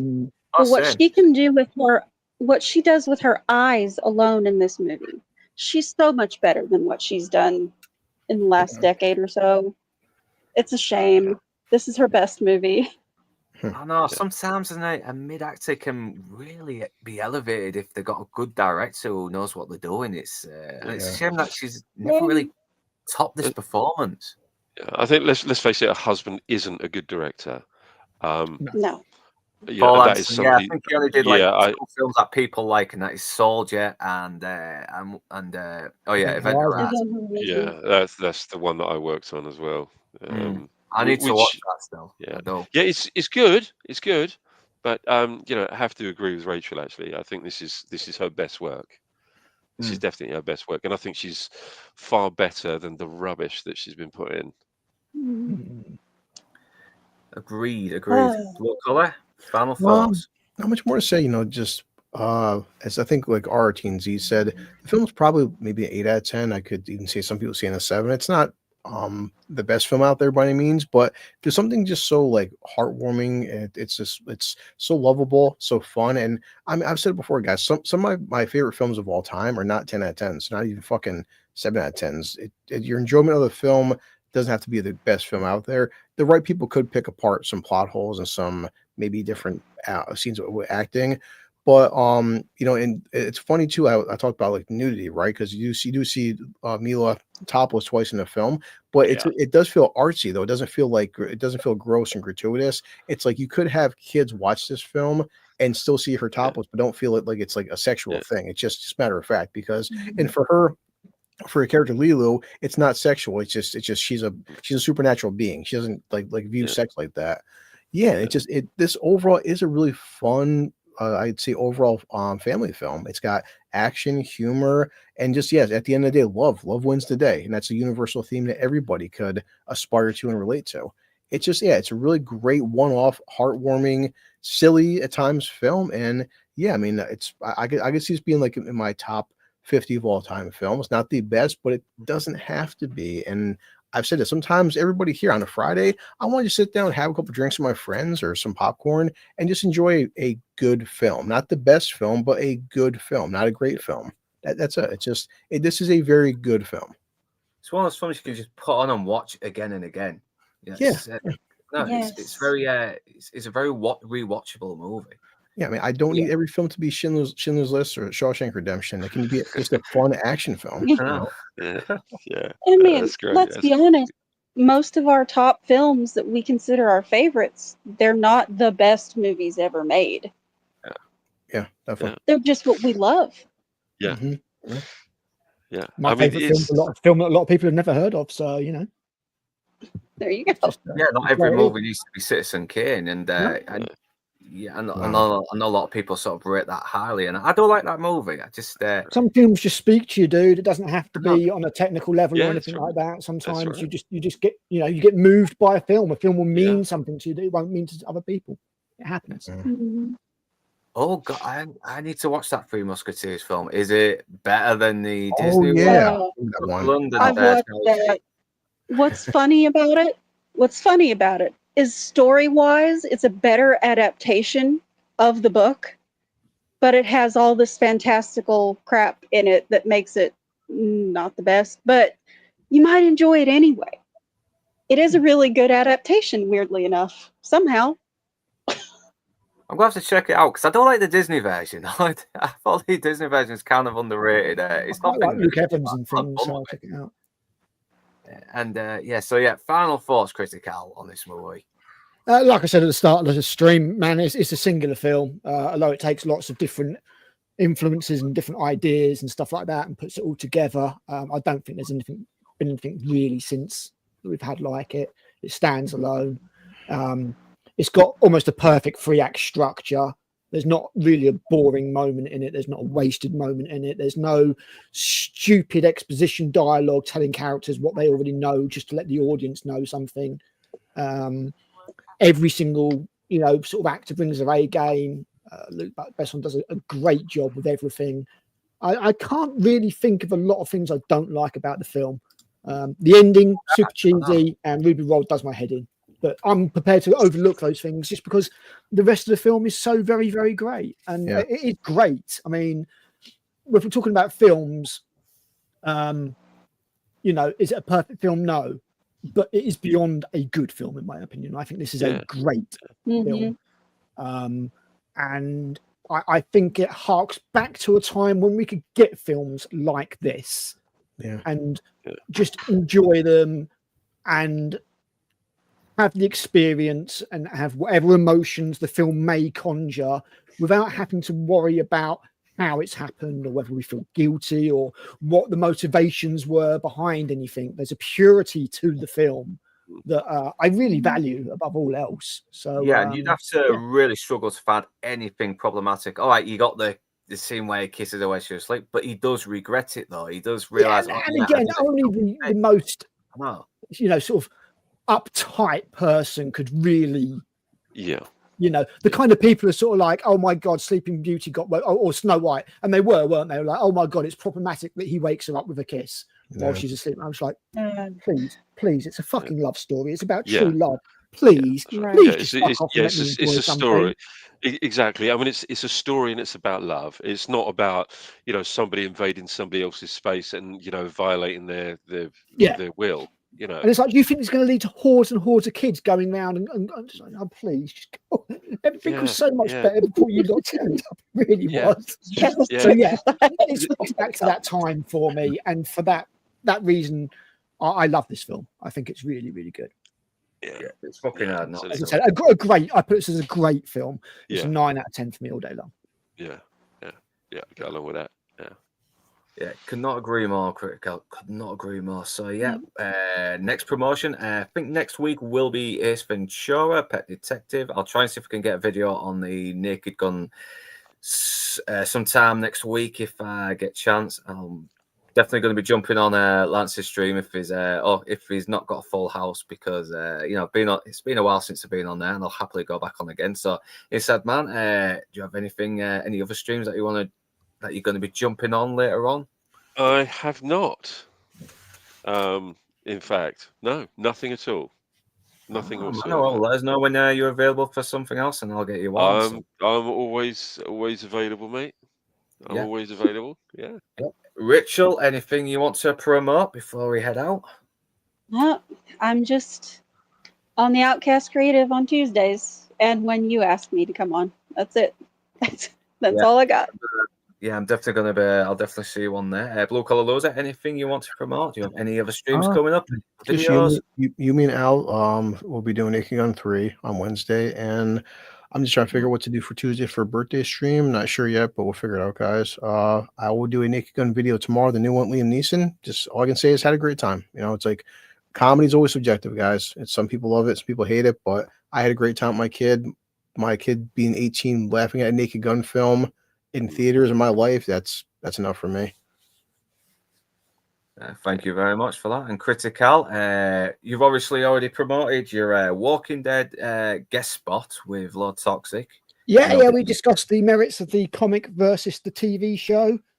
We will be doing The Boys soon, because that's another one where I read the comic before the TV show. I've only read like a few issues of it, though. I've not really read the whole thing, but yeah, the original comic is pretty good, though. It is. It's a lot.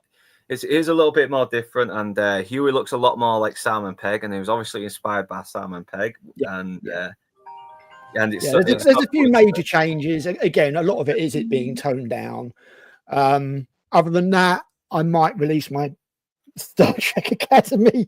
I might have to try and rework it a little bit. It really is just like 10 minutes of me being absolutely apoplectic regarding the current state of Star Trek. When I read the comics for The Boys, I was really wondering why the hell they didn't cast Craig Fairbrass as Billy the Butcher, because he looks more like Craig Fairbrass than he does Carl Urban. Not sure if Craig might be a bit old now, maybe. It would be then, but I think back in the 2000s he would have been.